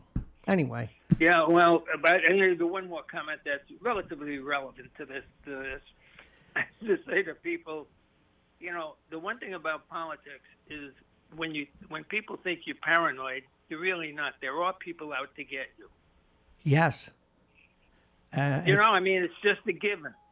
And that includes, in all fairness to the President of the United States, there have been people out to get him since the moment he got elected. And I think but he makes all the wrong decisions. Well, yes, that's true. But I think it's when people say that they've been out to get him, of course they were. So, all right, I've got to go to my next guest. Andy Spano, we've got to engineer things so that we keep you on longer, because one of the things I want to talk about next week. No, I got to go work out now. Okay, well, I can see you sweating already. Andy Spano, he's the former county executive political analyst now. Thank you so very much. We're going to go to Chris Conway for the traffic and top of the hour sponsors, and that is our next guest right on cue.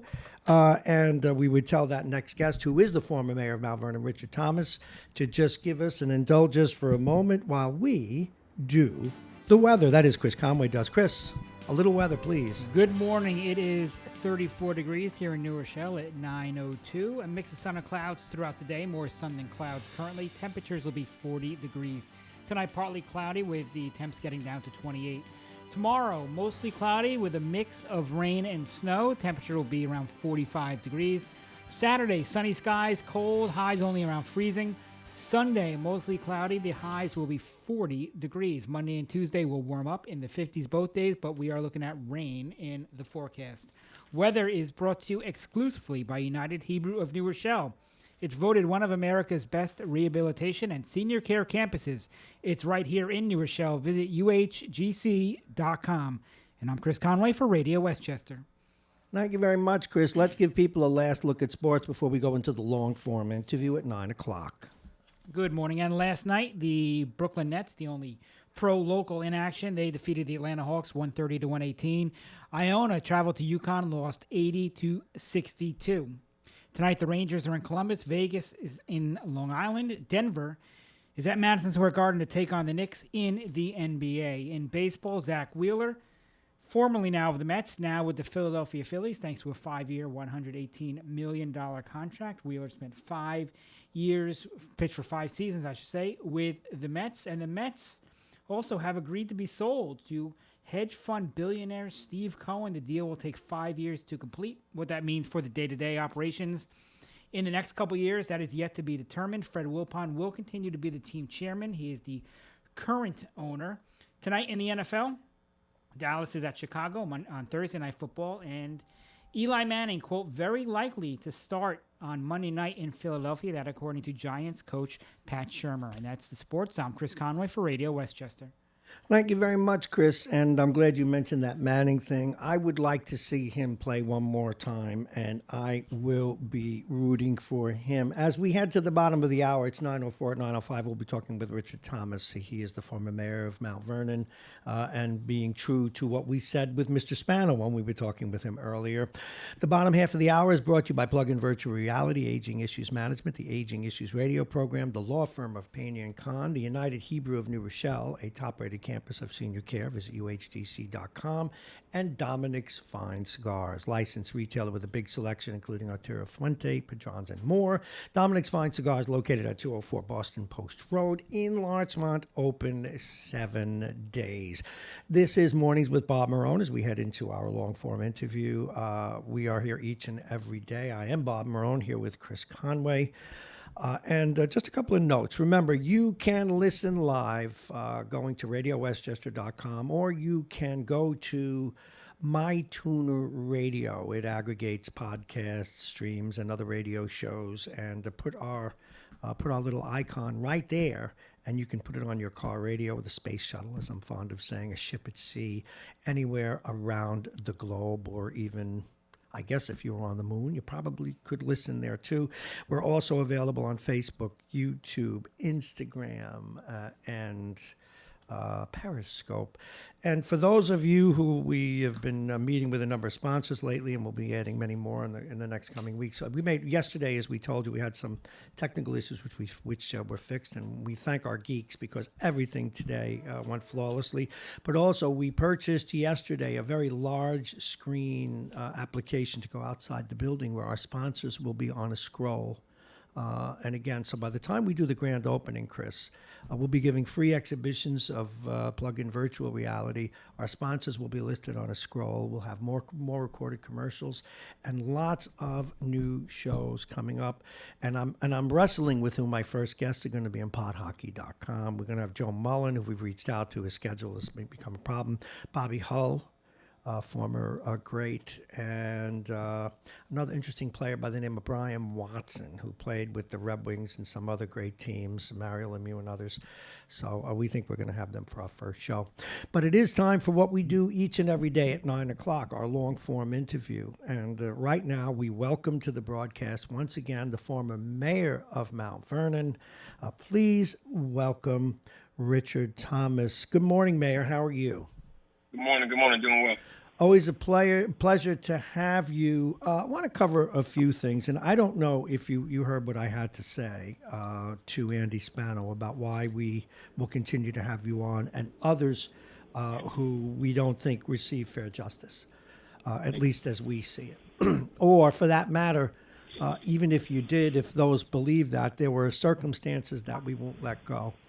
And one involves the controller in your fair city, the position now, not the person. Yep. Andy Spano spoke ill of that dynamic as well. He doesn't like to see that. A controller shouldn't have to be an elected position when you're in charge of a budget. Do you see that situation improving, and was there ever any action taken on that commission you set up to look at the city charter and the city's, whether or not you should have a city manager? The commission ran into a series of political roadblocks. Reggie Lafayette told them it'll never happen, and that's something that Mount Vernon Democrats have to really consider. I mean, if we're going to be democratic, how come we cannot have a process that involves a better outcome? Why should Reggie Lafayette decide what goes on in your city? He's a party boss. He doesn't run your city. Well, that's the biggest illusion, the biggest trick that he wants everybody to believe. He's also the Board of Elections Commissioner, and he basically determines what gets on the ballot, and that would be an item that gets on the ballot. So there are a couple of layers. This is why you're here. Continue, please. Yeah, I mean, and this is part of the reason why the fox decides who gets chickens. Go ahead. Jesus Christ. Go ahead. And for me, look, I don't subscribe to groupthink. I subscribe to what's best for the group, what's best for the people. And if we look at the issues, we look at the dynamics, you just have to think about, why would anybody in their right mind want to have a government that's structured in a way that's designed to self-destruct? And that's why the commission was formed, to try and redesign the government to be more focused on what it can do to build up Mount Vernon, not bring it down. So to your point, Bob, and everybody out there is listening, saying, what are you guys talking about? What we're talking about is the system. It performed as it is designed. And as former county executive Spano lamented, when you have a controller that's elected, she has, or he has, or that role has its own agenda. That agenda is what? It's at conflict with the other branches of government. And you don't see that design in Yonkers. You don't see that design in White Plains. You don't see that design in New Rochelle. You don't see that design anywhere in the state of New York, except for New York City, where there's a lot more. Let's name names. Who headed that commission? So Derrickson Lawrence, he headed it, and he was seconded by a gentleman by the name of Michael Templeton, who's a retired litigator from Jones Day. Were they the ones that were contacted by the county and told to back off? And do you think they go on the record with that? Well, it's obvious that they had no choice but to back off, because they never got on the ballot. Did they try to get it on the ballot? Absolutely. I mean, they made every attempt to get it on the ballot.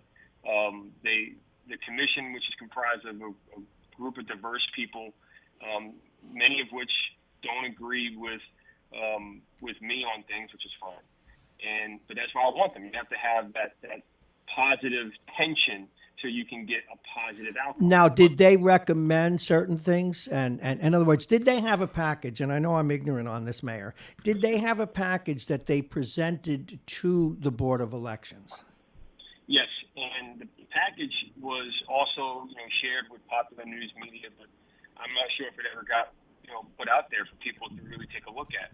From what I understand, the package included some real financial transparency, mandating that the audits are done, mandating that the books be open, mandating that even the procurement policies be better defined.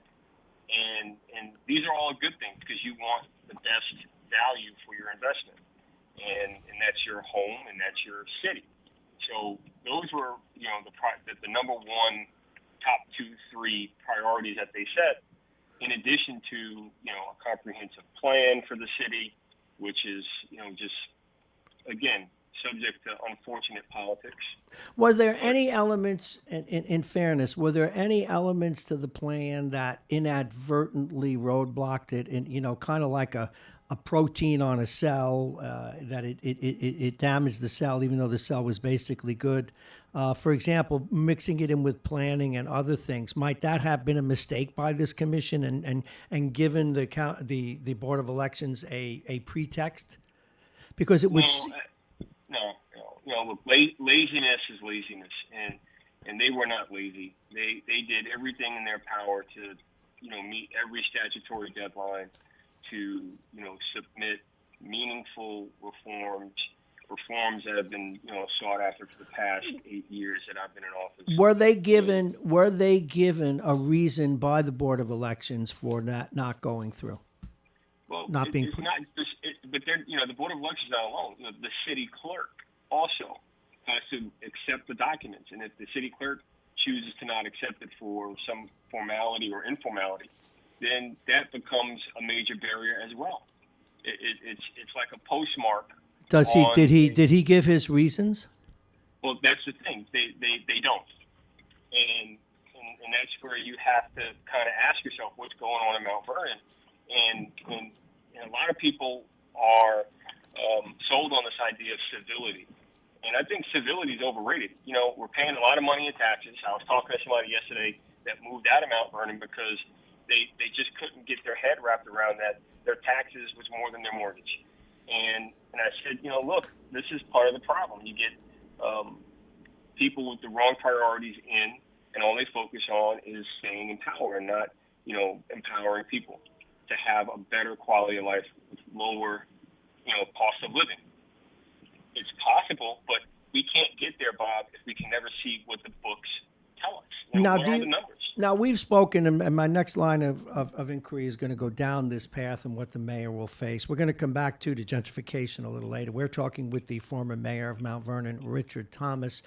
The new mayor going in, Sean Patterson Howard, and others have more or less concluded, although without any details yet because they're not in power, that the police department has some corruption issues and illegality issues.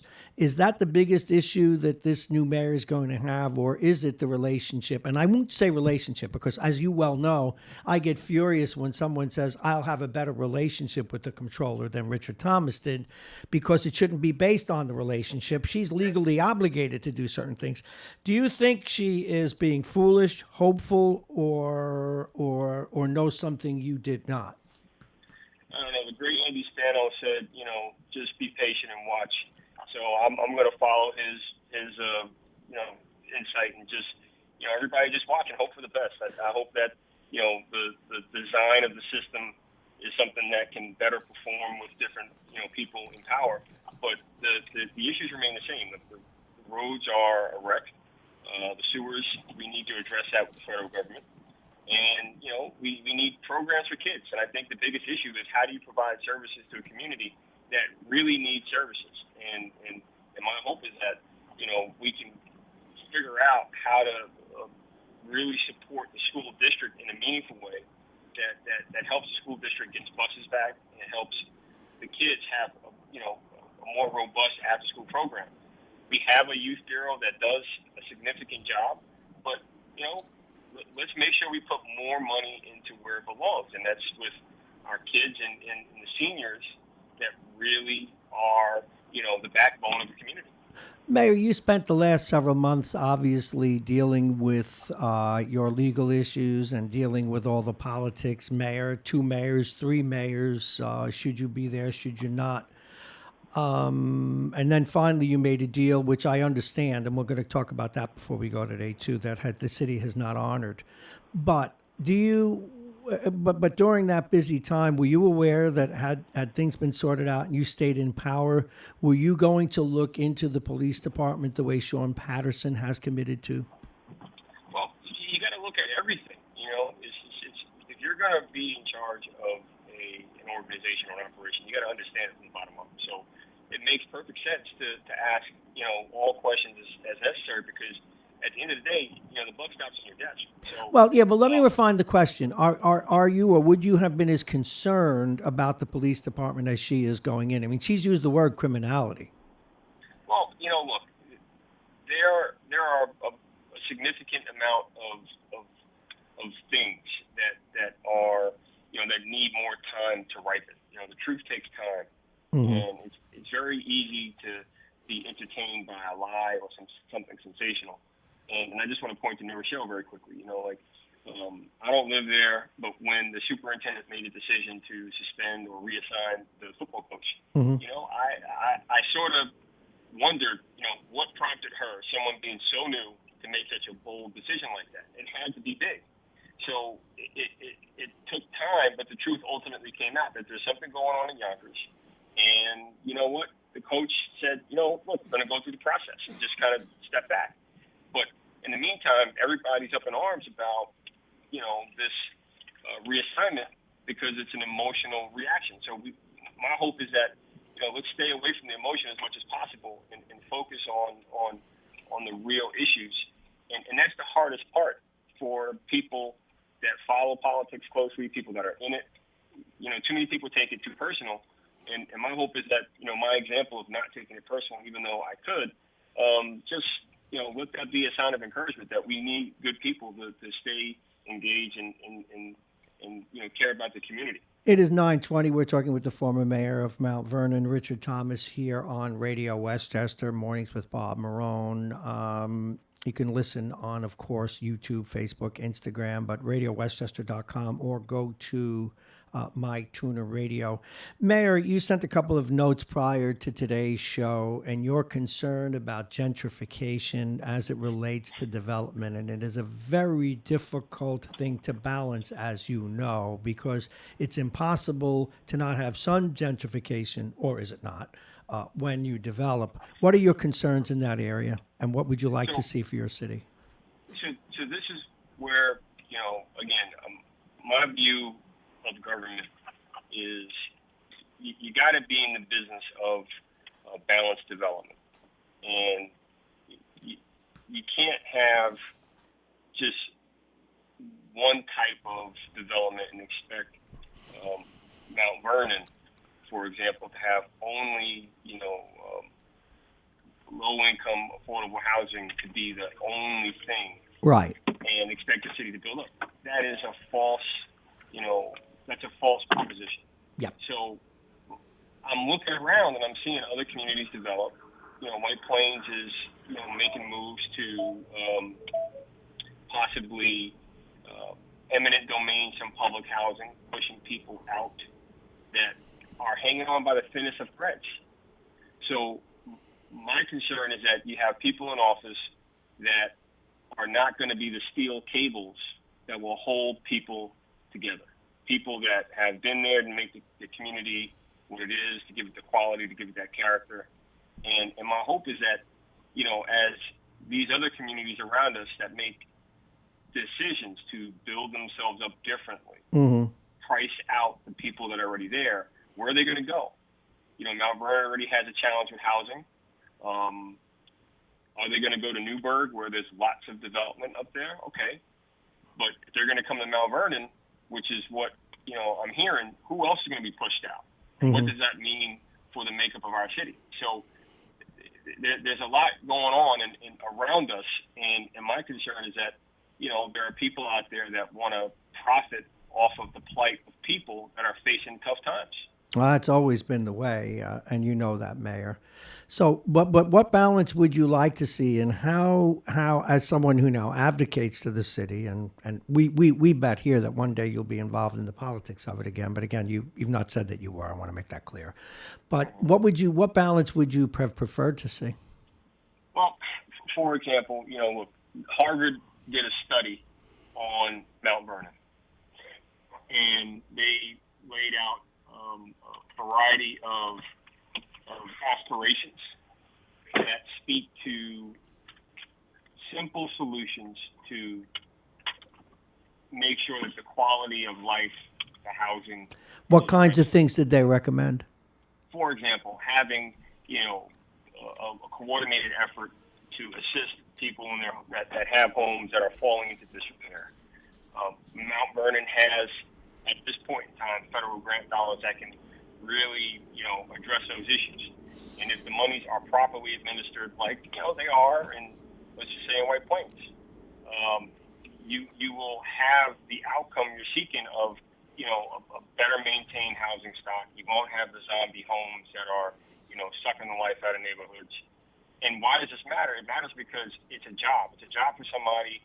It's a job for a local contractor. It's a job for even the neighborhood to communicate to the kids that live there that they mean something. So it's a pride thing as well. So there are both tangible and intangible economic benefits that I'm pointing to. And to me, the government should play a more stronger role in pushing these things. But business also has to respond, and that's where my focus remains: is making sure businesses know that they have a role to expand not just their bottom line, but also a community benefit. Okay, I've got a couple of other issues I want to ask you about. One more before break, and this because the next issue is a little complicated, and we'll have to sort through it. It was our understanding, and we read in the press, and I don't know if you can talk about it if there are confidentiality agreements, but it seems that there's been a breach anyway. We read in the press where after the court said you could stay in office till September, of course that's already passed, and that you would be paid for that time, blah, blah, blah. And then another court said, no, you got to go, or at least the city council did. And you cut a deal, or through your lawyers, I assume, that you would get a $35,000 in a just a payback to help you get through this time, $35,000 settlement. Is it true that you have not yet been paid that money? Yeah, that's correct. I have not received any of the settlement dollars, and that's been the history in my experience. Who in the city signed that document to say that you would get that? Who was that agreed to with? Well, it was agreed to with the city council. They voted for it at a 4-1 vote. 4-1 vote. And that's it. And do you know who was supposed to pay it to you? Was it supposed to be mailed? Where was the money coming from? That's the thing. It's supposed to come from, the controller supposed to cut a check and send it out. But she chose not to do it. And the acting mayor, who, we didn't finish talking about the police department and concerns there, which I'll. Well, I will get to that, before we go to break. But go ahead. But look, they reneged, and the question is. Yeah, but you have a contract. You had a signed agreement, did you not? Well, and that's the thing. It's they do what they want, and that's the danger with groupthink. When you have people in a group that decide that they're going to do whatever they want no matter what the group agreed to. We're not asking your permission to do this because we're going to do it anyway, but we are going to ask the incoming mayor if she prepares to honor that. And because, again, this is the kind of loose change and stuff that goes on after it's in the news that we at this radio station are committed to follow up on, so you can count on that. I did want to get your reaction to the police issue.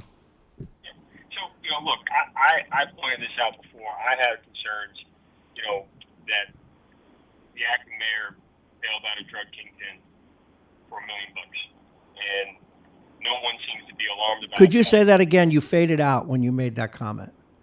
Oh, well, just one more time. I had concerns, and I did my best to be as responsible with this as possible, but I had concerns that the acting mayor now bailed out a drug kingpin, put up $1 million to make it happen, and no one seems to find that alarming. Gave $1 million to who? Who gave money to whom? Wallace put up $1 million to bail out a drug kingpin by the name of Jose Baran. But there's nothing illegal about that if he put up bail for someone. But there seems to be some real concerns because when the papers came out, he made it seem as if it was about something else. It was about a construction loan or some kind of effect. It wasn't about what he said it would be, and that to me is very similar to Donald Trump talking about Ukraine. You got to look at this and say, what's really going on here, and were they even business partners in the past? But again, having those ties and those relationships, you got. Well, how does that relate to the police? How does that relate to the police department, Mr. Mayor? I mean, think about it. The intelligence you can get just by having, insight to law enforcement like that is very dangerous to law enforcement and the people that we're seeking to protect. You mean the fact that this person was the fact that this person was bailed out by the mayor? You're saying is indicative of a police department that may be corrupt. I'm not making the connection. Well, I'm saying, like, look, everybody wants to talk about Joe Spezio, right? Oh, Joe's this, Joe's that. Joe did nothing wrong, but try to help and offer his insight. A lot of people don't like him because he tells them like it is, and that's where I say, that civility that people expect. We need to get the job done. It costs too much. The taxes are out of control, and people are really concerned about their investments, their children in their homes. So it's like, come on, guys, get over it and let's get the job right and let's fix it. But here you have a situation where you have the acting mayor, not telling the complete truth about his relationship with the drug kingpin that he bailed out, right? And just stop there for a moment and say, what? Mayor, while it may not relate to the police department in any way, even though there's nothing illegal in what he did, that's still quite an allegation. Can you prove that? Look, the bottom line is... Mayor, I got to go back to that. Can you prove that? I'm sorry, your question. Can you prove, because that's quite an allegation, even though there's no illegality to it, there certainly are ethical issues, perhaps. Can you prove that he bailed out that person? Oh, yeah. The the documents are online. They're in court. I'll send you a link so you can take another look at it and just ask yourself, if this is the person that you found it wise to put up your own home, 3 of your own personal properties, to bail out, what kind of allegiance and loyalty do you have there? Okay, Mayor, we're going to have some fun in this segment at the bottom of the hour, and I'm going to give you... About time, man. I want to have some more fun. Well, you're going to have some fun. It's 8:29 right now, and we're going to go to Chris Conway in a moment for weather. But here's what I want you to think about. We are going to prepare a FOIL request to the comptroller of the state of New York. I want to put my money where my mouth is, or at least my radio station. And we want to ask him we're asking you now, because you were in the saddle at the time, which communications do I want to foil? I want his communications regarding Mount Vernon. I certainly want it with the governor. I certainly want it with Reggie Lafayette. I certainly want it with the city council. I certainly want it with the comptroller. But that's just me. What I'd like you to do during the break is think about, and then you can even send us a memo. When I send this FOIL request to what I consider to be, maybe we'll find out it's not true. I considered him to be not irredeemably yet, but we can, but derelict in his duty with regards to Mount Vernon. When we come back, Mayor, think about that and then help us out as we prepare that FOIL request. We go now to Chris Conway with the weather. Chris, good morning. Good morning, Bob. It is now 37 degrees here in New Rochelle. It'll get a tick warmer, maybe up to 40, a mix of sun and clouds throughout the day. Tonight, partly cloudy. Highs will be in the upper 20s. Tomorrow, mostly cloudy with a mix of rain and snow. Highs in the mid-40s. Saturday, sunny but cold, around 33 degrees. Sunday, mostly cloudy. Highs around 40. Monday and Tuesday, both days warmer in the 50s, but rain in the forecast. Weather is brought to you exclusively by United Hebrew of New Rochelle, voted one of America's best rehabilitation and senior care campuses. It's right here in New Rochelle. Visit uhgc.com. And I'm Chris Conway for Radio Westchester. Thank you very much, Chris. As we head into 9:31, the bottom of the hour is brought to you by Plug-in Virtual Reality, the law firm of Payne & Kahn, Aging Issues Management, the aforementioned United Hebrew of New Rochelle, a top-rated campus of senior care. Visit uhgc.com. And, of course, Dominic's Cigars. Don't forget, tomorrow, folks, we will have at 8 o'clock Jake's official picks. We pick the games by a guest wheel. But tomorrow we'll make his official picks. Dominic's Fine Cigars, licensed retailer with a big selection, including Arturo Fuente, Padrons, and more. Dominic's Fine Cigars, located at 204 Boston Post Road in Larchmont. They are open 7 days. And again, the games we're going to be looking at tomorrow are the Ravens, the Cowboys, the Vikings, the Bucks, and an extra one, the Seahawks. And as for my money, I am going to place a bet tomorrow myself when we get to Jake's picks at 8 o'clock on the New York Giants, whether I'm giving points or taking points, only if Eli Manning plays. I want a great game from him, and I want the management of the Giants to be embarrassed. Next, we go back to our interview, and we gave him some homework with the former mayor of Mount Vernon, and we're going to reset and tell you the homework we give him. When we were following that story, and we'd like to think that both my old station, and credit to them for allowing it, and we here followed the story of Mayor Thomas's tenure and the scandals attendant to that all the way around in terms of the way that city's run and the issues he went through. And one of the things that has stayed with us was the paperwork we did see, where the comptroller, after he was begged, and we've seen those letters, begged by the mayor and others to come in and please audit the city, look at what's going on. And they came in one day, and a day later sent a memo, or sent an email, which we did see, saying, whoops, we got to go, there's an emergency, and by the way, don't even bother cleaning out the office, because in effect, we ain't coming back. Well, we at Radio Westchester will be initiating our first FOIA request, and it will be to the Comptroller's Office of the State of New York for any and all documents, emails, letters, phone records that have been kept regarding that inquiry that never happened And we're going to ask for, so far as we know, communications between himself and the mayor, himself and the governor, himself and the governor, rather, himself and the mayor, himself and the comptroller, himself or his staff, and all of the above. We bring back Richard Thomas. Who else should be in that FOIA request, Mayor? Well, I think you may want to ask him about how many no-show jobs have they investigated in the state. How many what? No-show jobs. Separate issue, because what happens is that's kind of like the argument that goes on now for and against the president, where everybody brings up everything else. I want to know, unless you think it's ill thought out, I want to know why they didn't do what you requested. Well, that's another. I mean, look, I think you got the bulk of what you need. I'll think a little bit longer than the 30 seconds. No, go ahead. No, we got more than 30 seconds. We've got 30 minutes.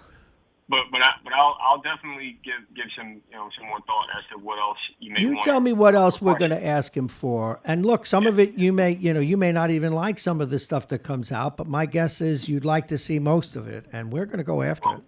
Well, my other concern is it's just like, look, how come the system failed? I mean, ultimately the question you're asking is, why did the system fail? Why did it fail Mount Vernon? Why is it okay for Mount Vernon to not have audits done in 4 years, but everywhere else in the state? Well, do you know they all blame you?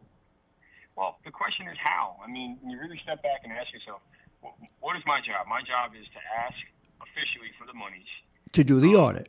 To do the audit. Yes. And then I ask, and they say no, and then I say okay. But how do they say no, and then 4 years later say we got to do the audits? We didn't do them because Richard Thomas didn't request them or pay for them, and that's where the system issues come in. And you have to ask yourself, what's so important? What's so important is whoever's in charge of the audit from an executive standpoint, they get to characterize and define what is going on or what happened. So they didn't want the true characterizations to come out about these undocumented loans that went to, cronies of the past administration. And that's, to me, the very simple answer is they have something that they want to keep secret, and it's easy to, point the finger and try and scapegoat. And as you said during your talk with former County Executive Spano, there's a danger where people just keep talking, and these loud, ignorant voices drown out the truth. But Mayor, when you say the they, who are the they? Who are the names that belong on this FOIA request we're going to make? Who are the people? See, one of the things that would come up, and it infuriates me, as it does when someone says to me, I'm going to have a great relationship with, it's not about the relationship, it's about the rules and the law. When people will say, well, we don't think Richard Thomas was doing the right things. That's all well and good. But if the law allows him to request an audit and you don't like something else he did, or you think he's corrupt as sin, until some court says he has a right to make these requests. Or am I crazy? No, I mean, look, I think these are the basic assumptions that people, have a hard time wrapping their head around. They're like, what is going on in Mount Vernon? What's going on is the basic assumptions that you're making that, in audit, you make the request, you assume that the request is going to be approved, and then once it's approved, you assume that the check is going to be cut to pay the vendor to do the work. Well, one of the reasons I do get that they attack you on, perhaps true, you can answer the charge, is that you didn't document the bills properly when they didn't pay bills, or that you left checks on your desk unsigned. Yeah, but again, those are lazy excuses that are sound bites for television. But are they true? That's far from the truth. Far from the truth. And you just think about the millions of documentation that we not only provided, but just pause for a moment. I am not the person as mayor going into let's say, Department of Public Works, preparing the timesheets and preparing the payrolls. That's done by civil service, tested positions, union employees. So these union employees that have been, trained to do this work have been doing this job for, let's just say 20 years. All of a sudden, they don't know how to fill out the paperwork anymore. That is just That's idiotic. And the issue that I have, and I said this I spoke to News 12 a couple of days ago about this. And I said, I really hope that you guys go back and re-examine how you told this story about the controller, because look, here it is. You got the facts on the table, and you're still trying to cover for her. What is going on here? There's something going on. Are they? See, I don't think that they're covering for her. I don't think they're. I'm not saying that News 12 is. I'm saying they have only one reporter that's been assigned to her, and that's the problem. You have a bias, obvious bias, and you have to ask yourself why. And just take another step back and say, with all the advancements in technology, Apple Pay, facial recognition on cell phones, PayPal, why is it so difficult to process a payment? What is so hard? Why did we go to a paper-based system? But again, I'm not lamenting. I'm just pointing out the fact is someone made a decision to make sure that office does not work properly, period. Question. And that's where you all have to ask the question, why? If they want to go ahead and try and point the finger and say, he didn't fill the paperwork, man, what's the correct way of filling out the paperwork? And that's where everybody, tunes out, because it's like, you're arguing over splitting hairs, but these are the most important fundamental. This is, like you said earlier, you were close to someone that had a stroke. This is the equivalent of giving the operations a stroke. When you don't make a payment, you stop everything. From the guy operating the plow to the person delivering the fuel. Everything stops. What do you think will happen when we send our FOIA request to the controller?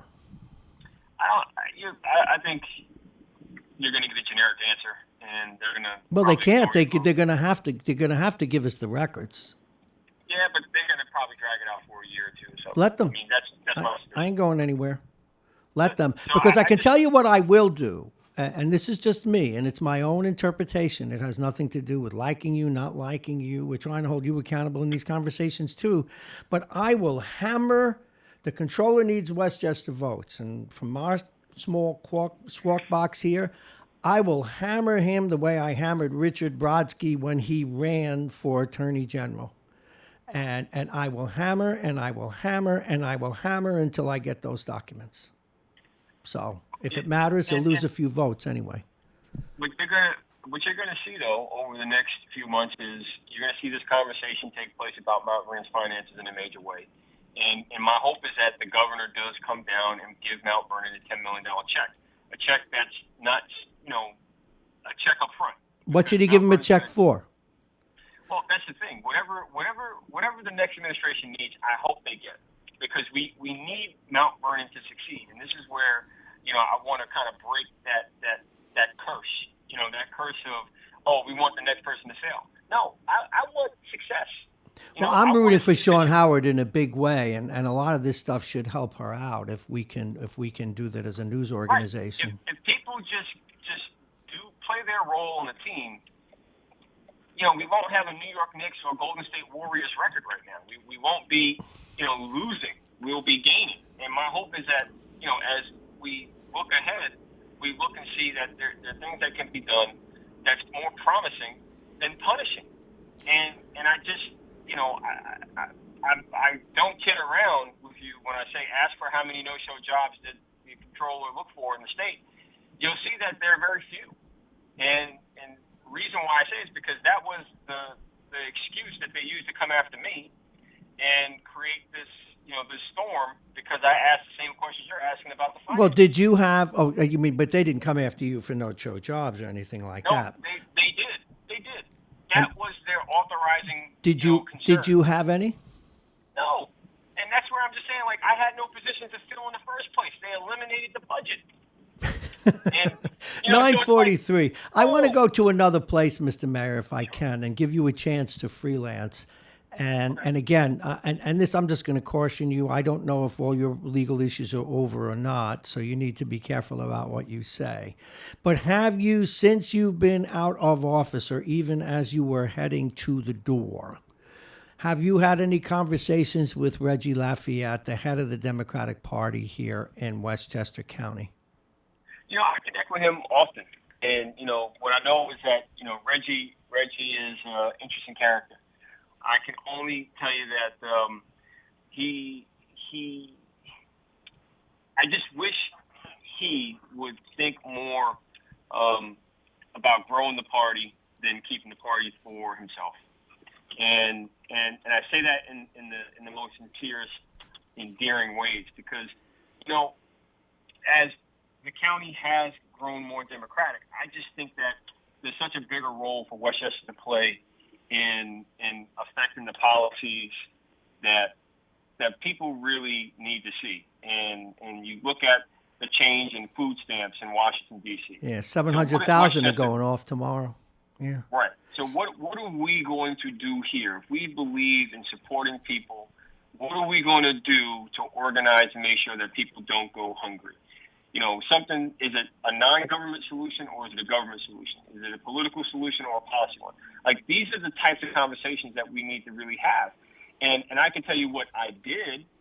What I did was I started the Fresh Market in Mount Vernon, where every other Friday, and they moved it now, I think, to every Friday, where there's a distribution of 25,000 pounds of fresh produce. I get that, but what you're telling me is that as much as we're in one party rule, Reggie Lafayette is not quite the head of a Tammany Hall operation that perhaps we thought he was. Tammany Hall is alive and well in Mount Vernon. Oh, in Mount Vernon, but what about the county? Well, look, all roads run through Reggie, and they have run through him for the past 20 years, and you respect that. He's been in that position for a long time, but my thing is, when you look at the wake, right?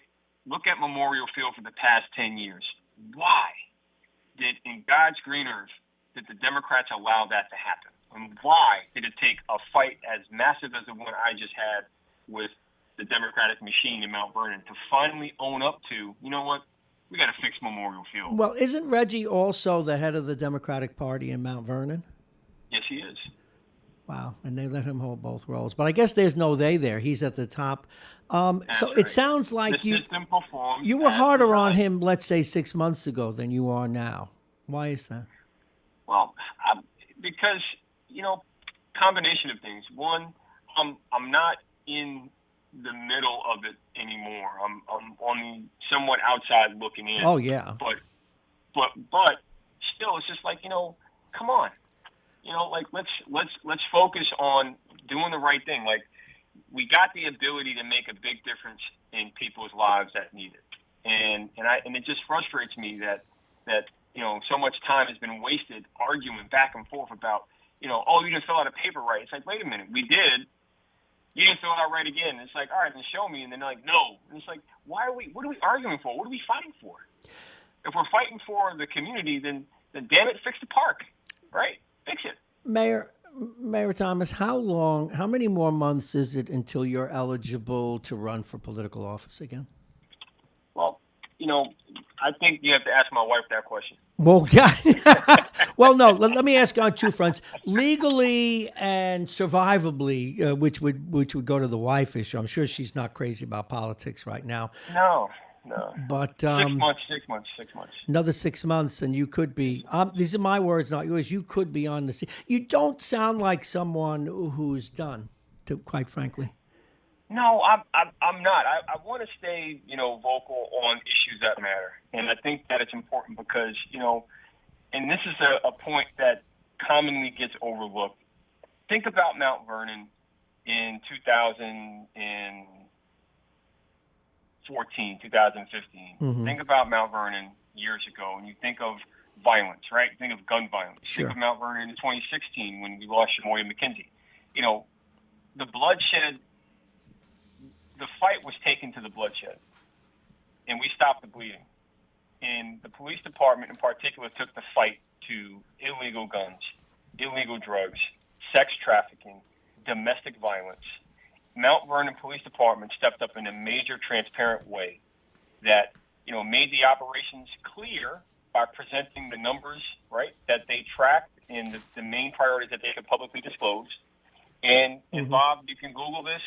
In the Shamoya case, the FBI director said they never worked with Mount Vernon until I became mayor. So the corruption that people want to clamor about it's not me. The feds would have said I was corrupt and they would have taken me out a long time ago. The issue is I was questioning the finances in a way that threatened some other things that will play out. And whatever happens there, it happens.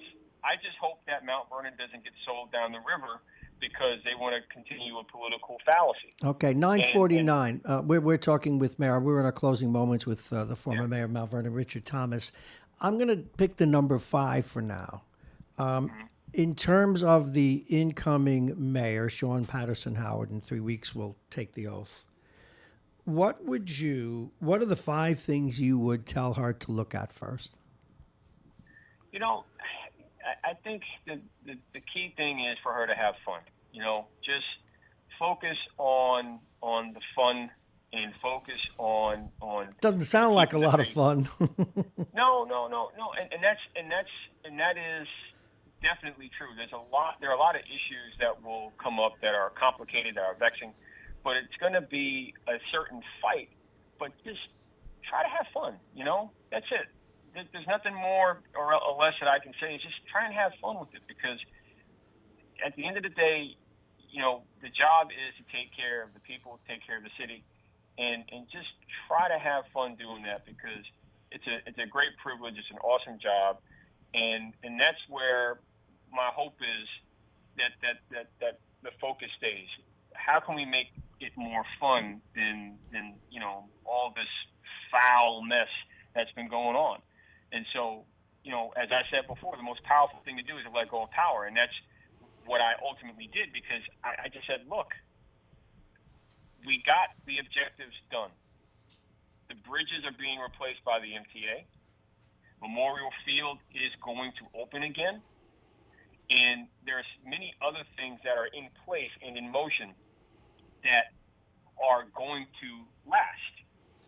But now it's about leveling up and making sure that we don't sell out Mount Vernon, because look at White Plains. They're going eminent domain on public housing, pushing people out.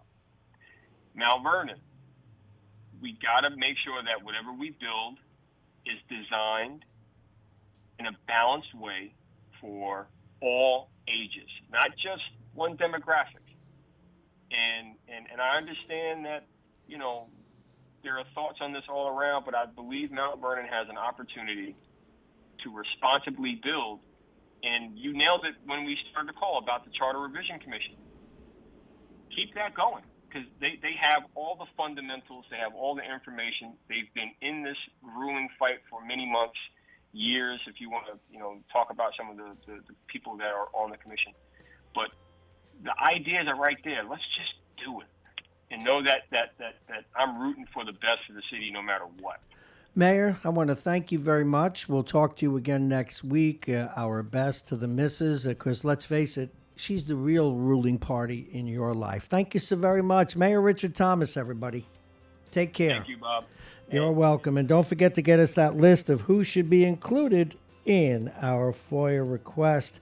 We've got a couple of shorts we wanted to share with you, and some. Chris, we want to involve you in this, get your reaction to some of these paradoxes in the news today. Now, check this one out. Robert Marbut, a consultant known for urging cities to stop enabling homeless people, okay? He wants to ban feeding them, okay? But he is poised to become the next executive director of the new U.S. Interagency Council on the Homeless. Wow. He wants to starve them. That's how he's going to cure the homeless problem. Okay, man, where do they come up with these people? That'll get you some votes on the Republican votes anyway, I guess. A report finds many free dating apps don't screen for sex offenders. Really? Well, they should. There's certainly something like Tinder, where I can probably get a mule on Tinder if I wanted. Not that I would. falling births, and this one is spooky, and rising deaths, 2 signs of an unseen American crisis. The economy is in robust good health, but our social fabric isn't. 2 basic measures of social vitality, births and deaths. American society is faltering. Both the fertility rate and life expectancy are declining. It's a sign that people feel less secure and in some cases have no hope at all. See, I don't know that I agree with the conclusion there. See, one of the things about a society that has so much to do, unless you want a family, raising kids, I mean, you've done this, is very, very difficult. Sure. And you no longer lead your life unless your life is those kids. I think that's a big part of it. Yes. And lastly, remember Zimmerman, the guy who shot Trayvon Martin? Oh, yes, I saw this. He is suing his family, saying that the case relied on false evidence and malicious prosecution, but he was acquitted. Why is he? I don't get it. I guess he's suing them. That's really crazy. Sees dollar signs. Talk about a guy who should just go away. Wow. Okay. One last item. This is kind of silly, but we're going to go there anyway. A judge is going to hear a bid to exhume the body of a 1930s gangster, John Dillinger. They want to know if he is actually there. And you think it's fair for a boss to send an email that ruins your weekend? See, I think business is business. Now, would it be nice for bosses to not give you bad news on a Friday? Sure. Yeah. But business is business. I mean, I'll mash you on Friday. Mash you. Anyway, those are just some thoughts we thought you'd find interesting, folks, and somewhat paradoxical. Trayvon, come on, this Zimmerman, go away. Go away, along with some of the others. Hillary Clinton should go away. Rudy Giuliani should go away. Certainly the once great lawyer who's also gone around the bend, Dershowitz should go away. Larry King, you know what? Larry King's got 9 wives, and if people want to pay a broadcaster to sell snake oil, well, why not? He shouldn't go away, but maybe half go away. I don't know. Anyway, folks, that almost does it. We want to share the weather with you, and then we'll tell you what's going on tomorrow. Here's Chris Conway with the weather. Go ahead, Chris.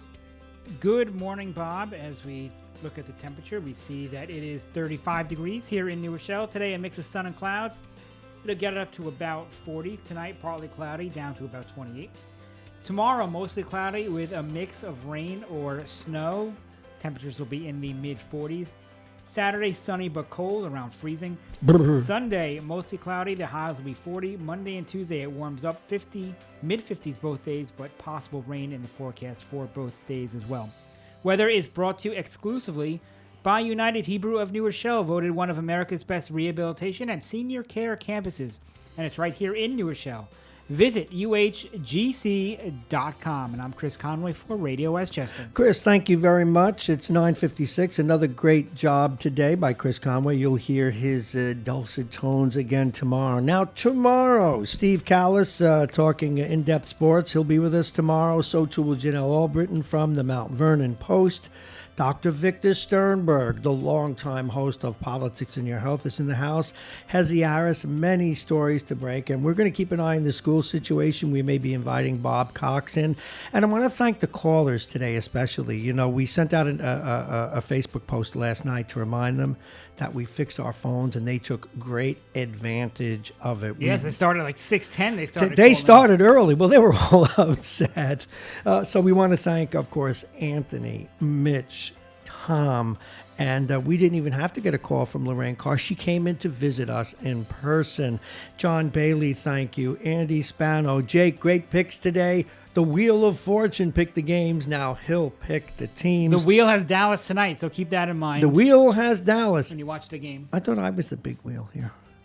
All righty. Let me remind folks that we are Radio Westchester. This has been the Mornings with Bob Marrone show. I am Bob Marrone along with Chris Conway. We bring you the news, all the local news, as much as we can get in that first hour. And then as we go through the show, regional and national news. This is Radio Westchester. We are the station live at the New Rochelle train station. We're still ramping up many more shows to follow as we go through towards the end of the year. And by the new year, this place is going to be lit up like a Christmas tree. Well, actually, maybe we'll put a Christmas tree in here. I think I got to put one right there on that table. At any rate, I want to thank you, Chris, and thank all the listeners and remind you, you can listen to us on RadioWestchester.com. You can go to the app. and it's one of those aggregate apps where you listen to all kinds of podcasts and streaming. It's called MyTuner Radio. Put my little face there where it says, and I don't even have one of our mastheads up, Mornings with Bob Marrone, and you can listen in. Also, Well, that's not going to sell it. I know. We Your- got to get my your face face? off there. I know. Yeah. People Gotta fix that. Hey, yeah, but it's you print it, use it for Halloween decorations next year. You can also watch us, as many of you are right now, on Facebook, Instagram, YouTube, or Periscope. Thank you so much for listening. And Chris, what's the temperature and the sky conditions before we go? It's 37 degrees. It'll be sun and clouds today. Right now, more sun than clouds. And go Rangers tonight, and I can't wait till Monday to watch Eli Manning one more time. I'm going to tape. I don't even know how to do these TiVos anymore. I'm going to somehow get a copy of that game. Thanks, everybody. We'll see you tomorrow.